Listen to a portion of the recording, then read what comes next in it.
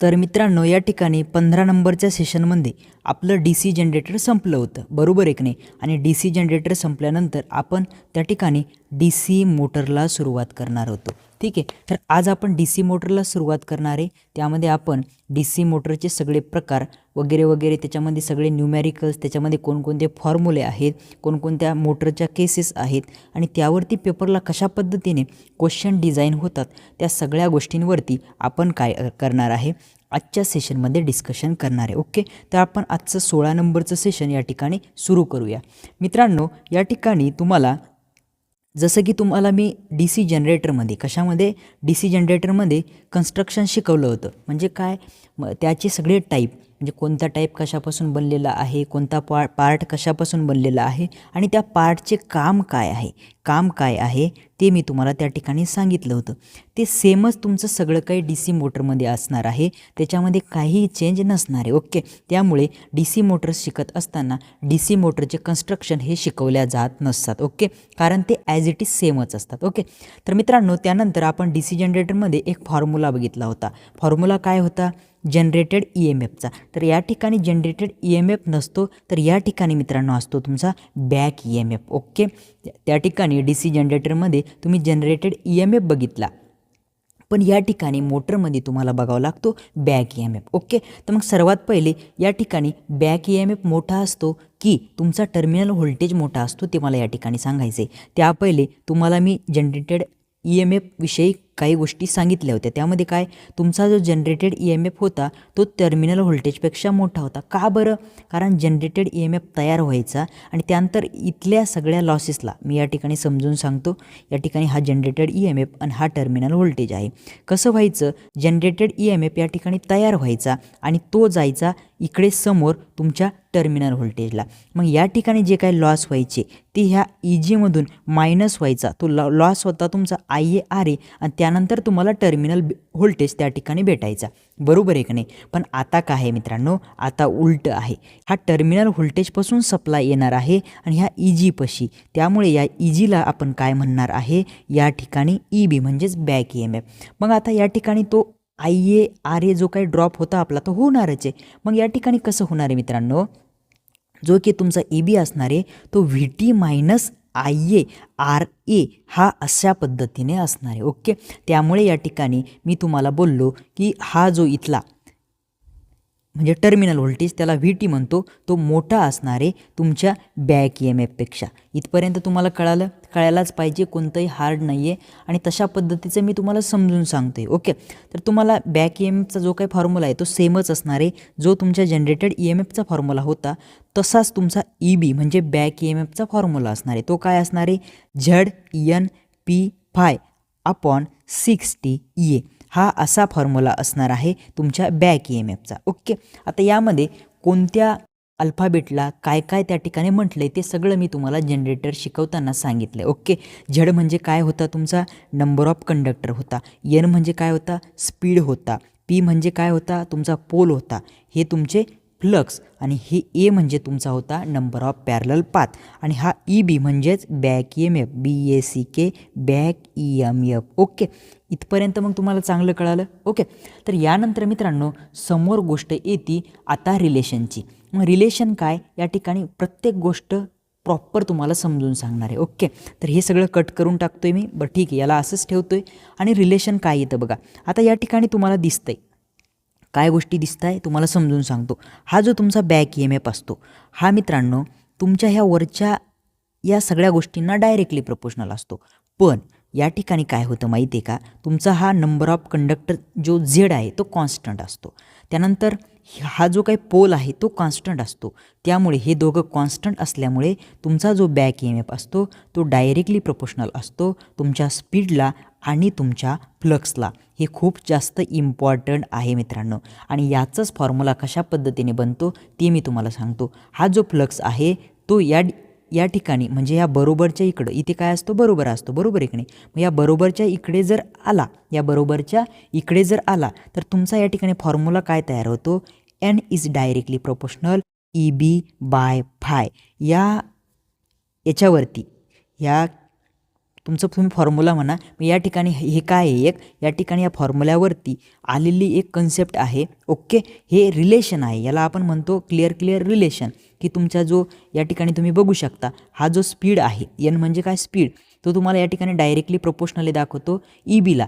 आणि तुमच्या फ्लक्सला सुद्धा या ठिकाणी इथे बघा तुम्ही, इथे तुमच्या ह्या दोन्हीला पण तो डायरेक्टली प्रोपोर्शनल असतो. कोण या सूत्रामध्ये बघितलं तुम्हाला क्लिअर कळून जाईल. हा EB कोणाला, तुमच्या स्पीडला आणि तुमच्या फ्लक्सला डायरेक्टली प्रोपोर्शनल आहे. ओके, मग मित्रांनो या ठिकाणी विषय कसा असतो माहिती आहे का, ह्या ठिकाणी जे काही तुमचे फ्लक्स असतात, काय फ्लक्स असतात, आणि हे फ्लक्स काय असतात, तुमचा जो आर्मेचर करंट असतो त्याला ते डायरेक्टली प्रोपोर्शनल असतात. कशाला, तुमच्या आर्मेचर करंटला ते डायरेक्टली प्रोपोर्शनल असतात. म्हणजे कसं, जेवढा तुमचा करंट वाढतो आर्मेचर करंट तेवढा तुमचा फ्लक्स वाढतो. पण याच्यामध्ये आता सिरीज मोटरमध्ये याची वेगळी कन्सेप्ट आहे आणि तुमच्या शंट मोटरमध्ये त्याची वेगळी कन्सेप्ट आहे.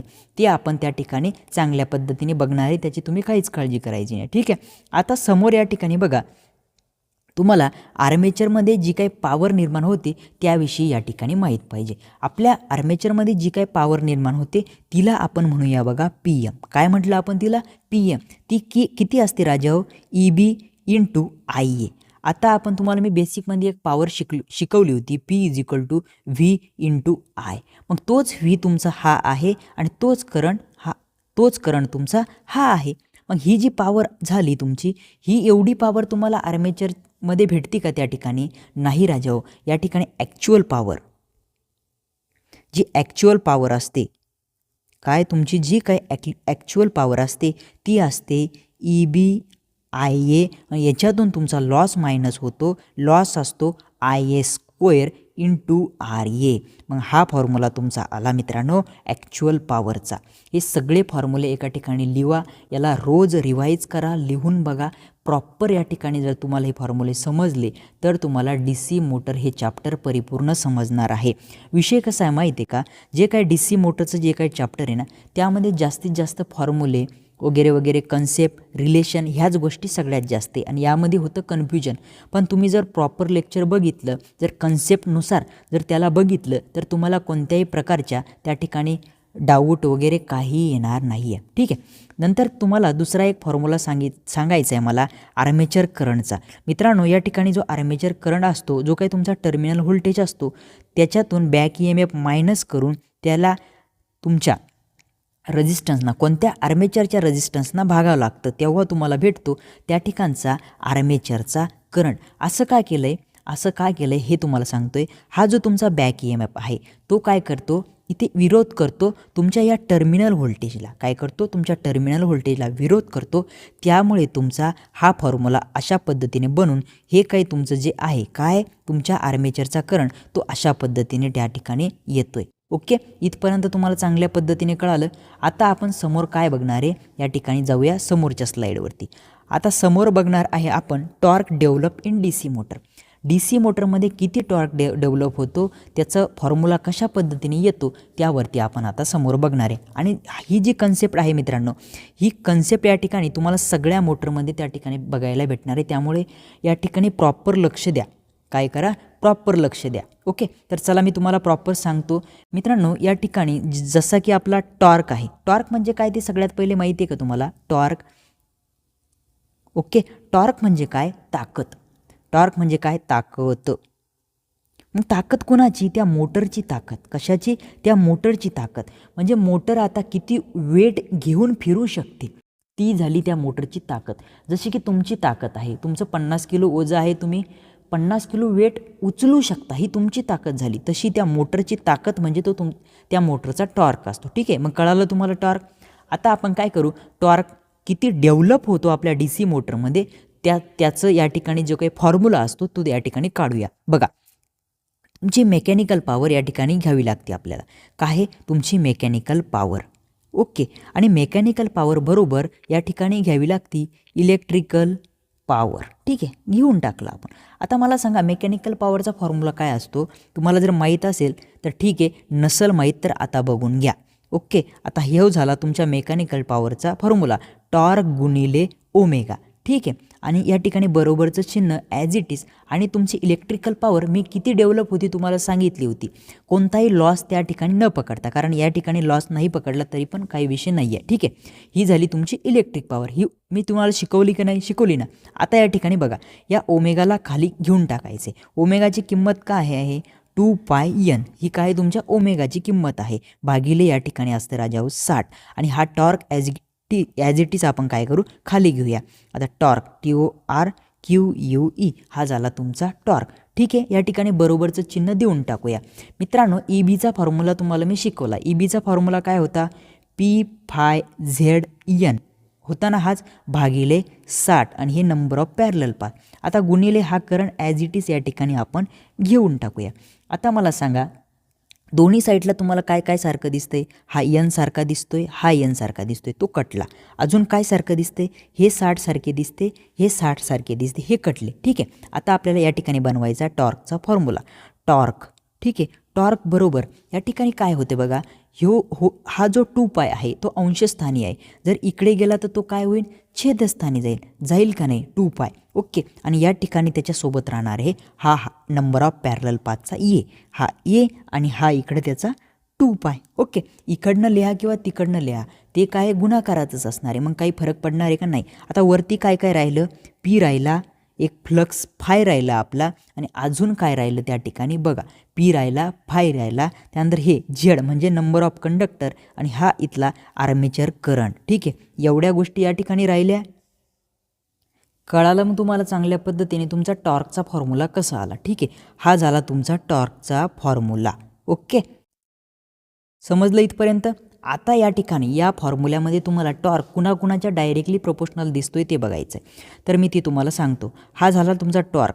या ठिकाणी मित्रांनो हा नंबर ऑफ कंडक्टर्स, ओके, तो काय असणार आहे तिथे कॉन्स्टंट असणार आहे मशीनमध्ये, ठीक आहे. त्याच्यानंतर हे पोल आहे ते पण सुद्धा त्या ठिकाणी कॉन्स्टंटच असणार आहे. मग या ठिकाणी राहिलं काय बघा, एकच मिनिट, या ठिकाणी राहिलं काय ते मी तुम्हाला सांगतो. या ठिकाणी तुम्हाला काय काय दिसते, हा टॉर्क जो आहे, एकच मिनिट बघा, हा जो टॉर्क आहे, टॉर्क हा डायरेक्टली प्रोपोर्शनल कुणाला आहे मग, या फ्लक्सला आणि ह्या आर्मेचर करंटला. मग या ठिकाणी टॉर्क हा डायरेक्टली प्रोपोर्शनल आपल्याला फ्लक्सला भेटला आणि हाच टॉर्क हा डायरेक्टली प्रोपोर्शनल आपल्याला आर्मेचर करंटला भेटला.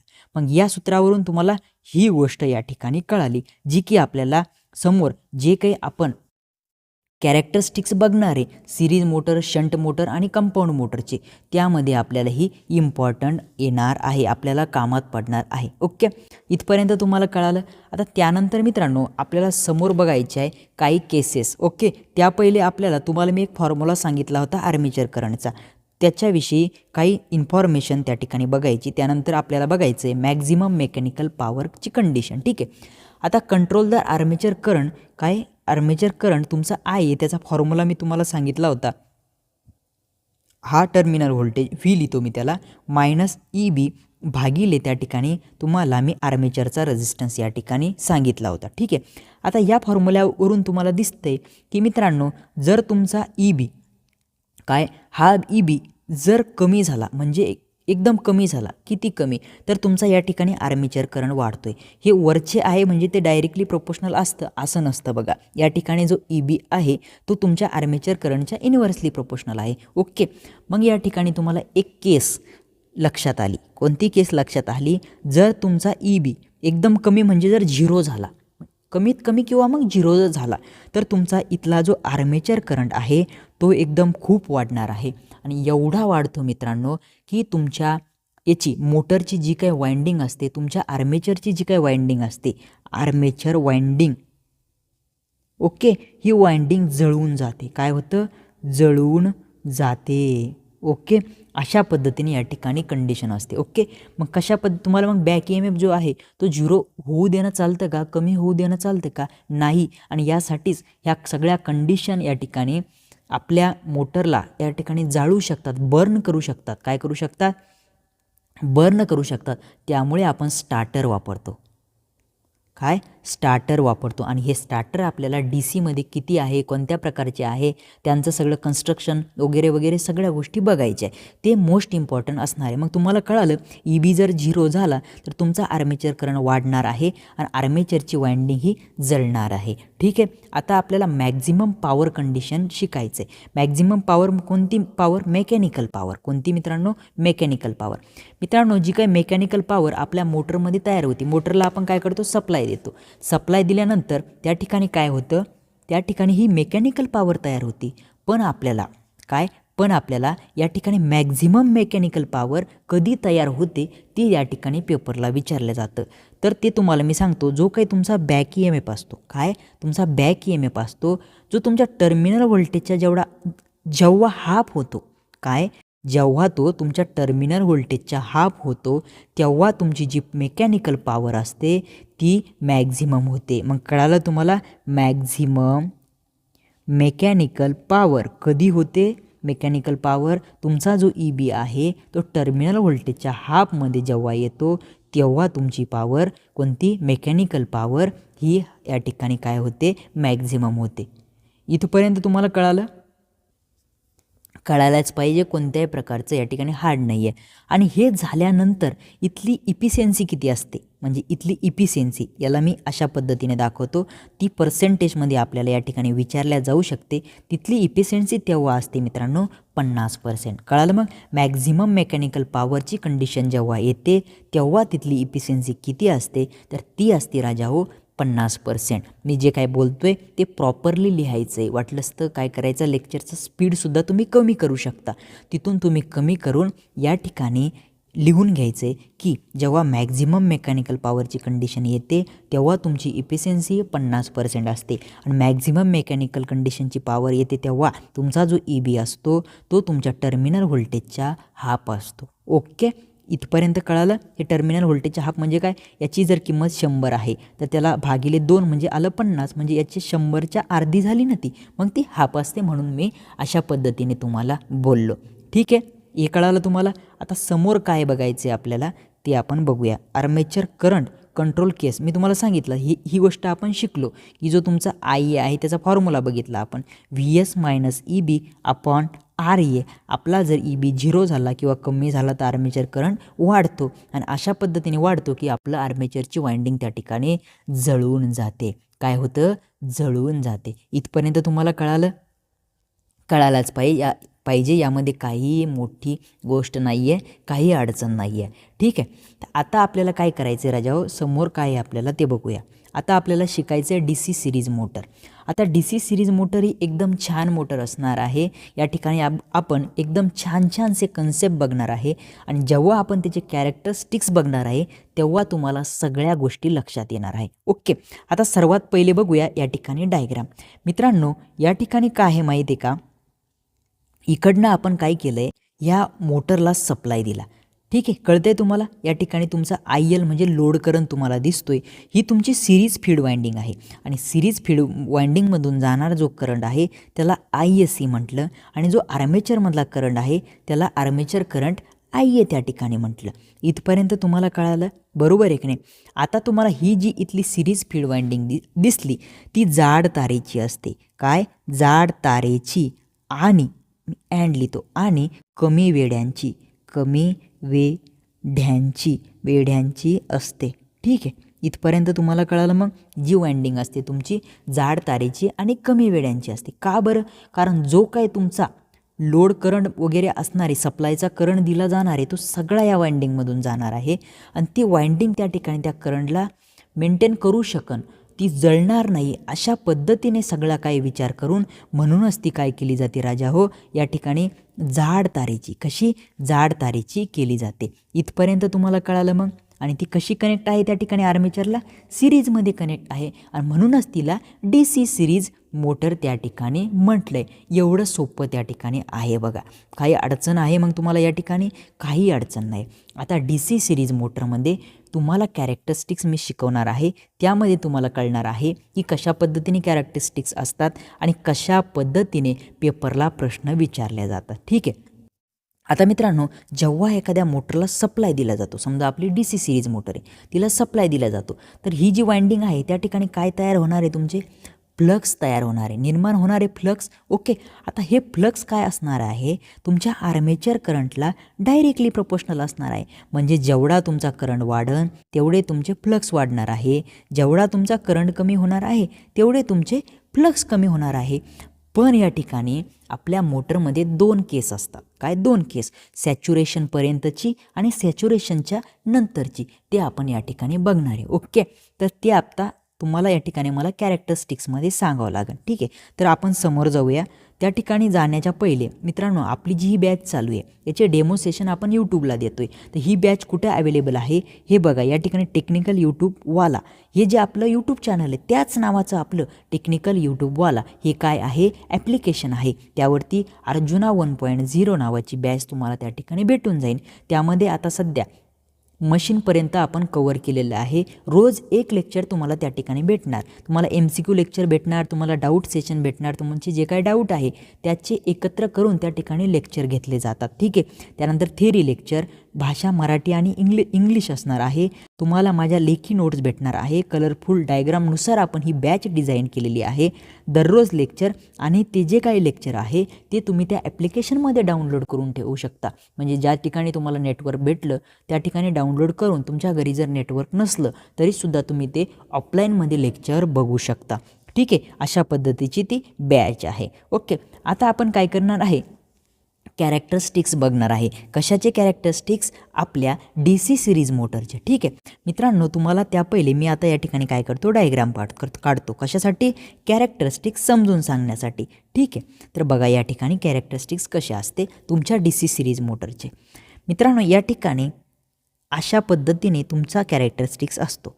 तर या ठिकाणी एक एक गोष्ट मी तुम्हाला समजून सांगणार आहे. या ठिकाणी एक पॉईंट देतो मित्रांनो, या पॉईंटला तुम्ही म्हणता सॅच्युरेशन पॉईंट. कोणता, सॅच्युरेशन. Okay, saturation point. स्पेलिंगमध्ये कन्सेप्ट या ठिकाणी काही प्रॉब्लेम येऊ शकतात. हां, ठीक आहे. आता ह्या सॅच्युरेशन पॉईंटपर्यंत मित्रांनो तुमचा जो या ठिकाणी टॉर्क असतो तो आर्मेचर करंटच्या डायरेक्टली प्रोपोर्शनल असतो. या ठिकाणी काहीही टेन्शन घेऊ नका, कशा पद्धतीने असतो ते सगळं सांगणार आहे. हे जे कॅरेक्टरिस्टिक्स आहे ते टॉर्क आणि आर्मेचर करंट यांच्या दोघांमधला कॅरेक्टरिस्टिक्स आहे.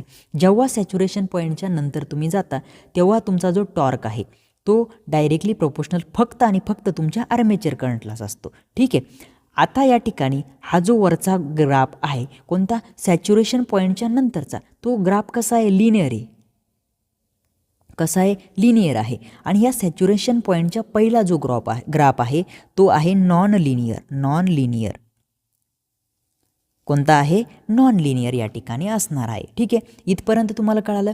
आता तुमच्या मनामध्ये एक गोष्ट आहे की तुमचा टॉर्क इकडे IA म्हणजे आर्मेचर करंटच्या वर्गाला प्रोपोर्शनल काय आहे आणि इकडे फक्त या ठिकाणी आर्मेचर करंटलाच प्रोपोर्शनल आहे. ठीक आहे, तर मित्रांनो आफ्टर सॅच्युरेशन म्हणजे या सॅच्युरेशनच्या पहिली कंडिशन तुम्हाला मी या ठिकाणी शिकवतो. बघा, आफ्टर सॅच्युरेशनची कंडिशन. ठीक आहे, सॅच्युरेशनची कंडिशन. आता आफ्टर सॅच्युरेशन कंडिशनमध्ये विषय काय आहे माहिती आहे का, तुमचा जो काही टॉर्क आहे मी तुम्हाला टॉर्कच्या इक्वेशनमध्ये सांगितलं. टॉर्क हा डायरेक्टली प्रोपोर्शनल आहे फ्लक्सला आणि तोच टॉर्क या ठिकाणी कशाला, तुमच्या आर्मेचर करंटला सुद्धा प्रोपोर्शनल आहे.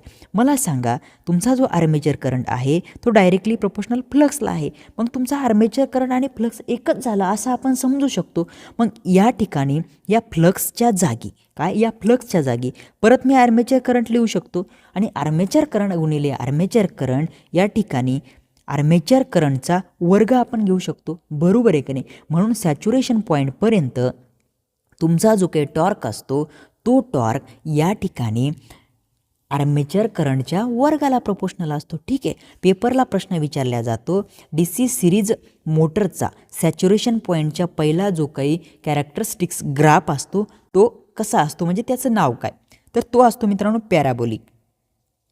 पॅराबोलिक ग्राफ त्या ठिकाणी असतो राजाओ. ठीक आहे, कसा ग्राफ असतो, पॅराबोलिक ग्राफ असतो. पेपरला प्रश्न आलेला आहे त्यामुळे तुम्हाला या ठिकाणी सांगते. आता सॅच्युरेशन पॉईंटच्या नंतरची कन्सेप्ट आपण बघूया. त्या पहिले याला काय करू, आपण तिकडे नेऊया, इकडे ठेवू याला. ठीक आहे, छोटा हो थोडा. ठीक आहे, एकच मिनिट. एकच मिनिट. ठीक आहे, हा झाला नॉन लिनियर.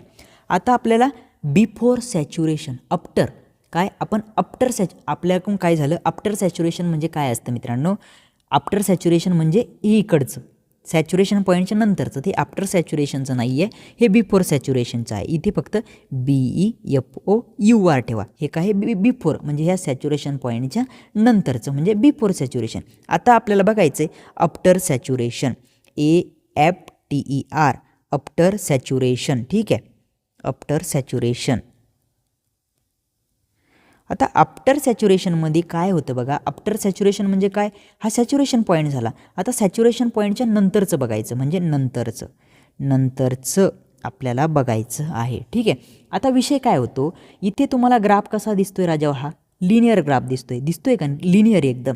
म्हणजे या ग्राफमध्ये विषय काय होतो, तुमचा जो काय फ्लक्स आहे तो त्या ठिकाणी होतो कॉन्स्टंट काय होतो, कॉन्स्टंट होतो. त्यामुळे तुमचा जो काही टॉर्क आहे तो फक्त आणि फक्त त्या ठिकाणी डायरेक्टली प्रोपोर्शनल येतो कशाला, तुमच्या आर्मेचरच्या करंटला. इथपर्यंत कळालं मग तुम्हाला, काही अवघड नाही, जेवढं काय मी बोललो तेवढं लिहून घ्या. बिफोर सॅच्युरेशनमध्ये तुमचा टॉर्क हा आर्मेचर करंटच्या वर्गाला प्रोपोर्शनल असतो. का, कारण त्या ठिकाणी मी ही कंडिशन तुम्हाला सांगितली. इथे काय होता, तुमचा फ्लक्स होता, त्याच्या जागी काय केलं आपण, तो सेमच असतो आर्मेचर करंटच्या, म्हणून तिथे आर्मेचर करंट घेतला. या सगळ्या गोष्टी मी जसं बोललो तसं या ठिकाणी लिहून घ्यायचं. आता या ठिकाणी तुम्हाला पेपरला जास्तीत जास्त एक प्रश्न विचारला जातो, तो म्हणजे काय, तुमची कोणती मोटर अशी आहे की तिचा हाय स्टार्टिंग टॉर्क आहे. तर ती तुमची DC सिरीज मोटर असते, जिचा की हाय स्टार्टिंग टॉर्क असतो. ओके, हाय स्टार्टिंग टॉर्क असतो. का बरं, कारण त्या ठिकाणी बघा स्टार्टिंगला या ठिकाणी जो टॉर्क आहे तो आर्मेचर करंटच्या वर्गाला प्रोपोर्शनल असतो डायरेक्ट. मग या ठिकाणी जर करंट 2 असेल तर या ठिकाणी 2चा वर्ग 4 म्हणजे तुमचा टॉर्क 4 होणार आहे, म्हणजे दुप्पट त्या ठिकाणी टॉर्क झाला. म्हणून ही जी मोटर आहे, ज्या ठिकाणी स्टार्टिंग टॉर्क हायसाठी पाहिजे, म्हणजे असे काही ॲप्लिकेशन आहे की ज्या ठिकाणी स्टार्टिंग टॉर्क हा हायली पाहिजे, त्या ठिकाणी तुमची DC सिरीज मोटर वापरली जाते. म्हणजे तुमची जी रेल्वे आहे, ट्रेनमध्ये कोणती मोटर वापरल्या जाते असा पेपरला प्रश्न येतो. ते मी तुम्हाला ॲप्लिकेशनमध्ये सांगेनच, पण तरीसुद्धा लक्षात घ्या, ट्रेनमध्ये तुम्ही DC सिरीज मोटर त्या ठिकाणी वापरता. ठीक आहे, इथपर्यंत तुम्हाला कळालं आफ्टर सॅच्युरेशन आणि बिफोर सॅच्युरेशन. ओके, मग इथपर्यंत कळालं असेल तर काही अडचण नाही आहे आपल्याला. आता समोर DC सिरीज मोटरचे कॅरेक्टरिस्टिक्स बघायचे आपल्याला. आपण आता टॉर्क आणि करंट यांच्यामधले कॅरेक्टरिस्टिक्स बघितले. आता आपल्याला अदरवाईज बाकीचे सुद्धा कॅरेक्टरिस्टिक्स बघायचे. त्यामध्ये मग तुम्हाला इथपर्यंत तर कळालं. ओके, चांगल्या पद्धतीने कळालं असेल, यामध्ये काही चिंता करण्याची गरज नाही. मित्रांनो, आता आफ्टर सॅच्युरेशन आणि बिफोर सॅच्युरेशनमध्ये परत एक गोष्ट मला तुम्हाला सांगायची. ती गोष्ट काय आहे बघा, या ठिकाणी लिहितो मी बिफोर सॅच्युरेशन आणि या ठिकाणी लिहितो आफ्टर सॅच्युरेशन. ठीक आहे, आता बिफोर सॅच्युरेशनमध्ये बघा या ठिकाणी काय होतं, तुमचा EB मी तुम्हाला सांगितलं की फ्लक्सला डायरेक्टली प्रोपोर्शनल असतो आणि तोच EB तुम्हाला या ठिकाणी सांगितलं की स्पीडला डायरेक्टली प्रोपोर्शनल असतो. ठीक आहे, पण आता आफ्टर सॅच्युरेशनमध्ये काय होतं, तुमचा जो फ्लक्स आहे, हा जो फ्लक्स आहे तो काय होतो, त्या ठिकाणी कॉन्स्टंट होतो, तो वाढतोय का, नाही. मग या ठिकाणी काय होतं, तुमचा जो बॅक EMF आहे तो फक्त तुमच्या स्पीडलाच डायरेक्टली प्रोपोर्शनल असतो. का, कारण हा फ्लक्स जो आहे तो सॅच्युरेशनच्या नंतर जे काही आफ्टर सॅच्युरेशन आहे त्यामध्ये तो कॉन्स्टंट होतो. एवढीच गोष्ट आहे फक्त, बस, बाकी कोणतंही कारण या ठिकाणी नाही आहे.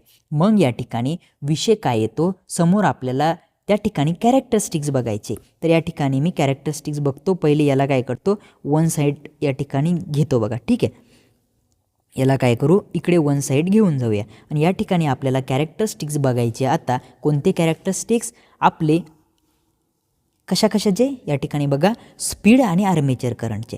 या ठिकाणी मी काय करतो, डायग्राम काढून घेतो.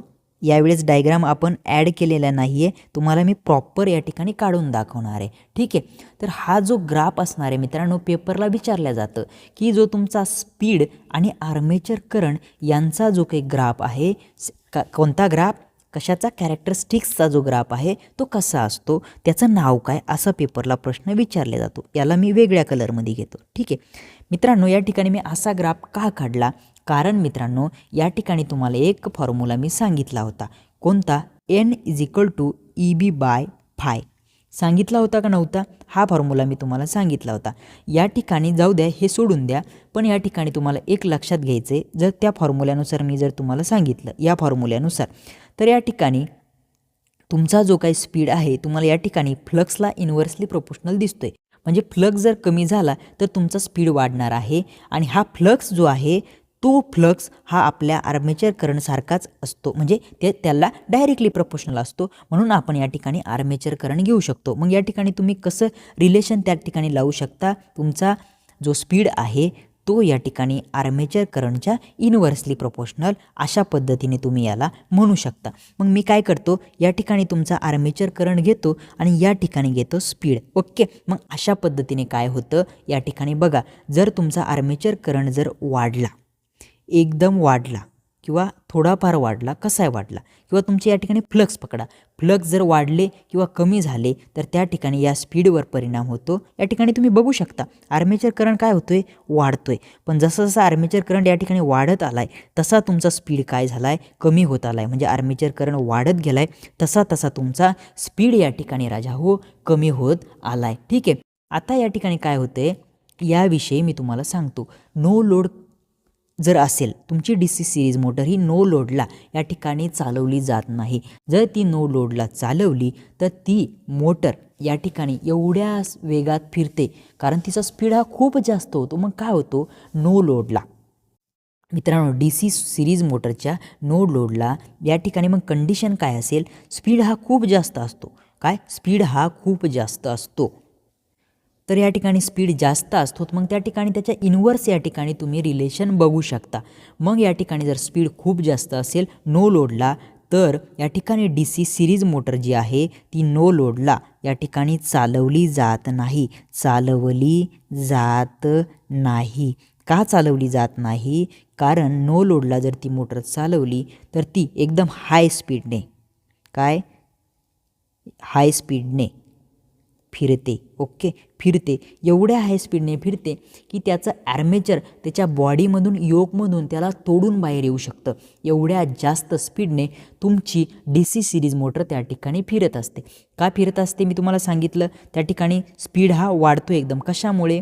कारण या ठिकाणी नो लोडला, लोड त्या ठिकाणी काय, नो लोड म्हणजे कमी, म्हणजे त्या ठिकाणी काय असणार आहे तुमचा लोड करंट, त्या ठिकाणी आर्मेचर करंट बोलतो मी त्याला, तो काय असणार आहे, कमी असणार आहे. म्हणून तुमचं स्पीड त्या ठिकाणी जास्त असणार आहे.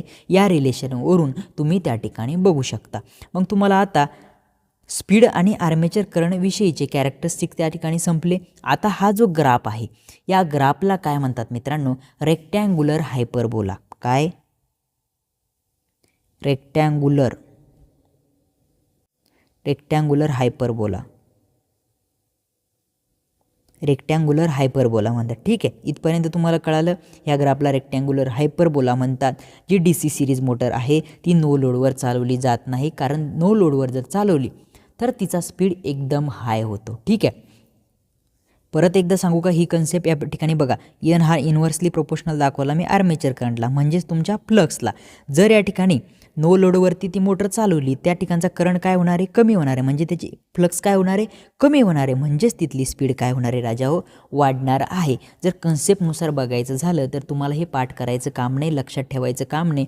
कन्सेप्ट तुमच्या लक्षात आली म्हणजे झालं. मग म्हणूनच ही DC मोटर काय आहे, नो लोडवर चालवली जात नाही आहे. ठीक आहे, हे संपलं आपलं. याला कट करून टाकतो आणि इथेच मी काय करतो, तुम्हाला बाकीचे कॅरेक्टरिस्टिक्ससुद्धा समजून सांगतो. म्हणजे काय होईल, एकाच ठिकाणी जर सांगितले तर तुम्हाला बरं जाईल. ठीक आहे, तुम्हाला बघा हे तर सांगितलं मी, कोणतं, स्पीड आणि आर्मेचर करंटचं हे सांगितलं, टॉर्क आणि आर्मेचर करंटचं पण सांगितलं पाठीमागेच. आता आपल्याला बघायचं आहे स्पीड म्हणजे N आणि टॉर्क यांच्यामधलं कॅरेक्टरिस्टिक्स कसं असतं. ते सुद्धा सेम असंच असतं मित्रांनो. काय? त्याचासुद्धा ग्राफ हा रेक्टँग्युलर हायपरबोला असाच बनत असतो. मला सांगा, तुमचा जो काही स्पीड आहे तो इन्व्हर्सली प्रोपोर्शनल आर्मेचर करंटला आहे, बरोबर. पण तुम्हाला मी टॉर्क सांगितला आहे की तो आर्मेचर करंटच्या डायरेक्टली प्रोपोर्शनल असतो. मग या ठिकाणी बघा, या ठिकाणी आर्मेचर करंटच्या इन्व्हर्सली प्रोपोर्शनल आहे आणि या ठिकाणी आर्मेचर करंटच्या डायरेक्टली प्रोपोर्शनल आहे. तुम्ही जर याला चांगल्या पद्धतीने मन लावून जर बघितलं याच्याकडे, तर याचा एक्झाम्पल, याचा हा भाऊ आहे, तो भावाला बोलत नाही आणि त्याचाच तो भाऊ आहे, त्याच्या भावाला तो बोलतोय. म्हणजे हे काय आहे, त्याच एका कन्सेप्टच्या एक जण डायरेक्टली प्रोपोर्शनल आणि एक जण इन्व्हर्सली प्रोपोर्शनल आहे. आणि दोघं जर डायरेक्टली प्रोपोर्शनल असते, काय हे दोघं जर या ठिकाणी या आर्मेचर करंटला डायरेक्टली प्रोपोर्शनल असते, तर ते दोघंसुद्धा एकमेकांना डायरेक्टली प्रोपोर्शनल असते जर त्या ठिकाणी प्रॉपरली बघितलं तर. पण या ठिकाणी ते नाही आहे, त्यामुळे तुमचा स्पीड आणि तुमचा टॉर्क हे दोघं एकमेकांच्या इन्व्हर्सली प्रोपोर्शनल असतात. म्हणून त्यांचा ग्राफसुद्धा या ठिकाणी रेक्टँग्युलर हायपरबोला असाच बनत असतो.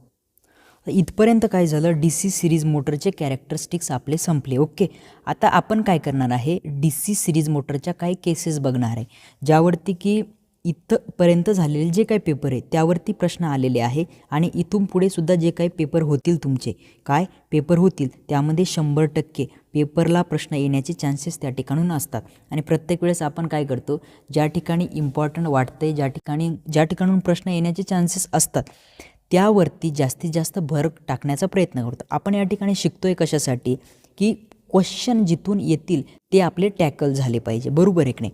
मग आपण काय करू, ते केसेस या ठिकाणी सुरुवात करूया. कॅरेक्टरिस्टिक्स मी एकाच या ठिकाणी PPT स्क्रीनवरती तुमचे घेऊन टाकले.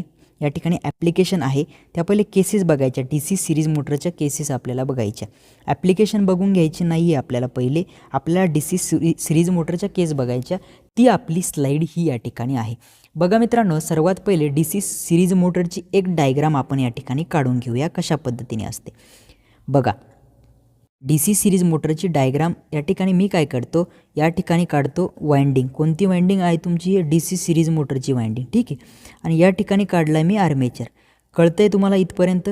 हा जो आर्मेचर आहे त्या आर्मेचरच्या ही जी वाइंडिंग आहे ती कशी आहे, सिरीजमध्ये आहे, ठीक आहे. आता या ठिकाणी जी वाइंडिंग आहे तिला तुम्ही काय म्हटलं, फील्ड वाइंडिंग. आता फील्ड वाइंडिंगमधून जाणाऱ्या करंटला तुम्ही काय म्हणता, ISC. आणि तिथे जो काही रेझिस्टन्स आहे त्याला म्हणता RSC, बरोबर आहे की नाही.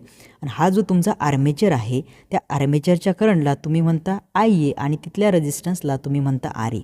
इथपर्यंत तुम्हाला कळायलाच पाहिजे, काही अडचण त्या ठिकाणी नाही आहे. आता या ठिकाणी आपण ह्या डी सी मोटरला सप्लाय देतो. इथं आहे तुमचा पॉझिटिव्ह आणि इथं आहे तुमचा निगेटिव्ह. आता ह्या वाइंडिंगचा या ठिकाणी आपण काय करू, पॉझिटिव्ह घेऊ आणि या ठिकाणी निगेटिव्ह घेऊ, ठीक आहे. आता केसेस कशा बनतात ते तुम्हाला मी या ठिकाणी सांगतो.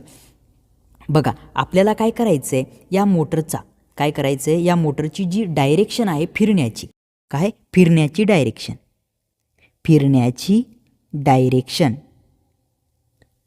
ती काय करायची, चेंज करायची.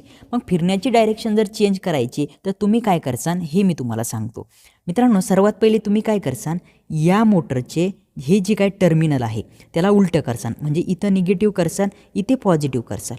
असं जर केलं तर काय होणार आहे, तुमची या ठिकाणी फील्ड वाइंडिंग, ही वाली फील्ड वाइंडिंग आणि इथं असणारे तुमचे आर्मेचर वाइंडिंग, ह्या दोन्ही वाइंडिंगचे टर्मिनल या ठिकाणी चेंज होणारे ॲटोमॅटिकली. ओके, मग या ठिकाणी जर दोन्ही वाइंडिंगचे टर्मिनल चेंज झाले तर या ठिकाणी जी डायरेक्शन आहे, काय जी काही डायरेक्शन आहे ती चेंज होणार नाही. काय, ती वाइंडिंगची डायरेक्शन चेंज होणार नाही. मग ही डायरेक्शन चेंज करण्यासाठी तुम्हाला काय करावं लागतं हे मी तुम्हाला 2 नंबरमध्ये सांगतो. या ठिकाणी बघा, एक तर फील्ड वाइंडिंग, काय एक तर फील्ड वाइंडिंग किंवा काय फील्ड वाइंडिंग किंवा तुमच्या आर्मेचरची वाइंडिंग, या दोन्हीपैकी काय दोन्हीपैकी एका वाइंडिंगचे टर्मिनल बदलावे लागेल. आता कुणाकुणाचं म्हणणं असतं असं की जर तुम्ही कोणत्याही एका वाइंडिंगचे टर्मिनल बदलले तर त्या ठिकाणी ते जळून जाईल, पण असं नसतं मित्रांनो, हे चुकीची कन्सेप्ट आहे. तुम्हाला या ठिकाणी कोणत्याही एका वाइंडिंगचा एकतर फील्डचे बदला किंवा मग आर्मेचर वाइंडिंगचे बदला, दोन्हीपैकी जेव्हा तुम्ही एका वाइंडिंगचे टर्मिनल बदलणार तेव्हाच तुमची काय होणार, या ठिकाणी काय बदलणार, डायरेक्शन. कशाची, फिरण्याची डायरेक्शन. ओके, मग हे कळालं तुम्हाला जर डायरेक्शन चेंज करायची असली तर एक तर तुमची फील्ड वाइंडिंग ही वाली, नाहीतर तुमची आर्मेचर वाइंडिंग ही वाली, या दोन्हीपैकी एका वाइंडिंगचे टर्मिनल तुम्हाला चेंज करावे लागेल, ठीक आहे. इथपर्यंत तुम्हाला कळालंच पाहिजे, काही अवघड नाही आहे. ओके, आता समोर आपल्याला केस बघायची आहे. ती कशाची बघायची आहे ती आपण या ठिकाणी बघूया. मित्रांनो, जर आपण काय केलं, परत या ठिकाणी काय करतो मी, ही या ठिकाणी एक डायग्राम काढतो. ठीक आहे, या ठिकाणी मला काढायची होती फील्ड वाइंडिंग, ती काढत नाही मी, त्याला असंच खाली सोडतो. ठीक आहे, आणि या ठिकाणी काढतोय तुमचा आर्मेचर. या ठिकाणी काय केलं मी, आर्मेचर काढतो. आता नावं काही देत नाही कारण तुम्हाला सगळं माहिती आहे कशा पद्धतीने. ठीक आहे, आता काय केलं माहिती का मी, ही जी फील्ड वाइंडिंग याला फील्ड वाइंडिंगला काढून इथं तिला शॉर्ट केलं, फील्ड वाइंडिंगला शॉर्ट केलं. तर मला सांगा, जर फील्ड वाइंडिंगला शॉर्ट केलं तर इथे तयार होणारे फ्लक्स काय झाले, कमी झाले ना एकदम. आणि फ्लक्स कमी झाले, काय तुमचे फ्लक्स कमी झाले म्हणजे काय होणार आहे मित्रांनो, काय होणार आहे, फ्लक्स जर कमी झाले तर तुम्हाला फॉर्म्युला सांगितला होता, एन डायरेक्टली प्रोपोर्शनल EB/φ. जर तुमचे या ठिकाणी फ्लक्स कमी होत आहे म्हणजे तुमचा स्पीड वाढणार आहे. काय, तुमचा स्पीड वाढणार आहे. मग तुम्ही या ठिकाणी स्पीड जर एवढा भयंकर वाढला तर काय प्रॉब्लेम्स त्या ठिकाणी होऊ शकतात, याचा विचार केला का तुम्ही, नाही आहे. तर ते एकदम प्रॉब्लेमॅटिक कंडिशन त्या ठिकाणी निर्माण होऊ शकते. आता दुसरी गोष्ट आपण काय केलं माहिती का, ही वाइंडिंग काय केली, इथं शॉर्ट पण केली नाही, तिथं वाइंडिंग ठेवली नाही, डायरेक्ट ओपन केली. वाइंडिंग काय केली, ओपन करून टाकली. इथे वाइंडिंग आहे बघा, ही वाइंडिंग आहे पण जुटलेली आहे का ती, नाही, ओपन केली आपण, ओपन. मग मला सांगा, इकडनं जाणारा जो काही सप्लाय आहे तो ह्या इकडे जाईल का हो, जर ओपन केलं तर, अरे नाही जाणार. मग तिथले फ्लक्स काय झाले, झिरो झाले. तिथला करंट काय झाला, झिरो झाला. तिथला बॅक EMF तयार होणारा काय झाला, झिरो झाला. आणि म्हणून त्या ठिकाणची स्पीड पण झिरो झाली, ती मोटर फिरणार नाही. काय होणार नाही राजा हो, आपली DC सिरीज मोटर फिरणार नाही. ओके, इथपर्यंत तुम्हाला चांगल्या पद्धतीने कळालाच पाहिजे, आहे का नाही. आपला प्रत्येक वेळेचा डायलॉग कळायलाच पाहिजे. त्या ठिकाणी काहीही करायचं काम पडलं चालतं पण डोक्यात गेलंच पाहिजे. ठीक आहे, तर आता अशा पद्धतीने आपली बहुतेक DC सिरीज मोटर या ठिकाणी संपली असं. ठीक आहे, आता केसेसमध्ये आपल्याला एक बघायचं आहे की हिटिंग प्रॉब्लेम, केसेस झाल्या आपल्याला हिटिंग प्रॉब्लेम बघायचा आहे. कशाचा, आपल्या DC सिरीज मोटरचा. मित्रांनो, DC सिरीज मोटर ही गरम होते. काय होतं राजा हो, DC सिरीज मोटर ही गरम होत असते. ओके, आता गरम होत असते, मग ती कशामुळे गरम होते ते आपण या ठिकाणी बघूया. नंबर 1ला तर मित्रांनो, जेव्हा ओव्हरलोड होईल, लोड वाढेल तुमच्या मोटरवरला. बघा, तुमच्या शेतामध्ये काही मोटर असतात, आता त्या विहिरीवरती काही मोटर असतात आणि खाली पाण्यामध्ये काही मोटर असतात, बरोबर आहे का नाही. तर तुम्हाला या ठिकाणी ज्या की मोटर कशा असतात, वरती असतात, विहिरीवरती, त्या पाण्यातल्या नसतात, त्या कोरड्या, त्याला मराठीमध्ये आपल्या गावरान भाषेमध्ये काय, कोरड्या मोटर त्या ठिकाणी म्हटले जातं. म्हणजे त्या पाण्यात नसतात. कशात नसतात, पाण्यात नसतात. आणि त्या मोटरवरती जर लोड आला, काय तुम्हाला लगेच कळतं मोटर गरम झाली म्हणजे काय, तिच्यावरती लोड आला काहीतरी. म्हणून या ठिकाणी जेव्हा मोटरवरती लोड येतो तेव्हा ती गरम होते. म्हणजे जेव्हा ती ओव्हरलोड होईल तेव्हा ती त्या ठिकाणी काय होणार आहे, गरम होणार आहे. त्यानंतर तिला जी पॉवर भेटणार आहे ती जर पुअर पॉवर जर भेटली, काय, तिला जी पॉवर भेटणार आहे ती जर पुअर पॉवर जर भेटली तर या कंडिशनला सुद्धा काय होते, ती मोटर आपली गरम होते. त्यानंतर हाय इफेक्टिव्ह सर्व्हिस फॅक्टर. आता याच्याविषयी तुम्हाला काही गरज नाही तेवढं, ते फक्त तुम्ही लक्षात ठेवा. हाय इफेक्टिव्ह, काय, इफेक्टिव्ह सर्व्हिस फॅक्टर. ओके, एकच मिनिट. हाय इफेक्टिव्ह सर्व्हिस फॅक्टर, याच्यामुळे सुद्धा काय होती, तुमची मोटर त्या ठिकाणी गरम होती. आणि चौथा एक तुम्हाला लक्षात येणारा पॉईंट, जर फ्रिक्वेंट स्टॉप आणि स्टार्ट झाली, म्हणजे फ्रिक्वेंट लगेच जलद गतीने या ठिकाणी काय झाली, चालू आणि बंद, काय झाली, चालू आणि बंद जर झाली तर तेव्हा पण आपली मोटर काय होते, गरम होते. आणि 5वा पॉईंट असा की इन्व्हायरमेंटचे जे काही रिझन असणार आहे त्याच्यामुळे सुद्धा ती गरम होणार आहे. मग इन्व्हायरमेंटचे रिझन कोणते, बघा, मोटरमध्ये पाणी जर गेलं, पाणी चालू आहे खूप सारा आणि त्यात पाणी गेलं, त्यानंतर जर मोटरमध्ये धूळ जर गेली तर त्यांना पण ती गरम होते का नाही, बरोबर आहे का नाही. आणि या कंडिशनमुळे तुमची मोटर गरम होते आणि त्यामुळे तुमची जी काही DC सिरीज मोटर आहे ती जळू पण शकते जर त्यात पाणी गेलं, धूळ गेली तर, बरोबर आहे का नाही. आणि ही जळू नये, त्यात धूळ जमा होऊ नये, त्यासाठी जास्तीत जास्त मेंटेनन्स करावं लागतं. मग ते असे पार्ट कोणते आहे की तुमच्या DC सिरीज मोटरमध्ये त्याचं मेंटेनन्स हे जास्तीत जास्त करावं लागतं. ते आहे तुमचे काय ब्रश, BRUSH, ब्रश आणि कम्युटेटर. कोणता तुमचा कम्युटेटर, हा तुमचा ब्रश आणि हा कम्युटेटर यांना काय आहे म्हणजे मेंटेनन्स करावं लागतं, रेग्युलर मेंटेनन्स याचं करावं लागतं. कारण मला सांगा तुमचं जे काही कम्युटेटर असतं त्यावरती तुमचे ब्रश असतात. मला सांगा याच्यावरती जर धूळ बसली, धूळ बसली तर यांचा प्रॉपर कॉन्टॅक्ट होणार आहे का? नाही. मग त्या ठिकाणी काय होतं, स्पार्किंग होते आणि स्पार्किंगमुळे सुद्धा आपण त्या ठिकाणी हीट निर्माण होऊ शकते आणि हीट निर्माण होऊन आपली मोटर ती जळू शकते. ओके. आता अजून काही गोष्टी आपल्याला DC सिरीज मोटरवरती बघायच्या होत्या, पण या ठिकाणी स्लाईड ठीक आहे वरची जी काही स्लाईड आहे त्याच्यामध्ये आपण बघूया. काय केलं माहिती आहे का आपण, आपल्या DC सिरीज मोटरला AC सप्लाय दिला. ही आपली DC सिरीज मोटर आहे, हिला काय केलं आपण AC सप्लाय, AC सप्लाय दिला तर काय होईन बरं. या ठिकाणी बघा AC सप्लाय दिल्यानंतर कोणकोणते प्रॉब्लेम या ठिकाणी होऊ शकतात. ही मोटर फिरणार आपली, फिरणार नाही असं होणार नाही. मोटर फिरणार कशी, ती त्या ठिकाणी पल्सेटिंग टॉर्क निर्माण करणार. तुमची जी DC सिरीज मोटर आहे तिला जेव्हा तुम्ही काय करता त्या ठिकाणी AC सप्लाय देता तेव्हा ती काय करते, त्या ठिकाणी तयार करते हा वाला तुमचा पल्सेटिंग टॉर्क आणि ती फिरते. पण प्रॉब्लेम काय होतात त्या ठिकाणी ते मी तुम्हाला सांगतो. बघा या ठिकाणी टॉर्क कमी होतो, टॉर्क काय होतो, कमी होतो. झाला टॉर्क कमी म्हणजे काय, तुमचा स्पीड काय होतोय, अनियमित स्पीड होतोय. कमी जास्त कधी कसा, कधी स्पीड अनियमित, अनियमित स्पीड त्या ठिकाणी होतो. त्यानंतर तुमची मोटर हीट होती, काय होते राजाओ, हीट होते आणि त्या ठिकाणी स्पार्किंग होते. काय होते त्या ठिकाणी राजाओ, स्पार्किंग होते आणि तुमच्या मोटरची जी काही लाईफ आहे ती कमी होते. अशा पद्धतीने प्रॉब्लेम्स त्या ठिकाणी येतात.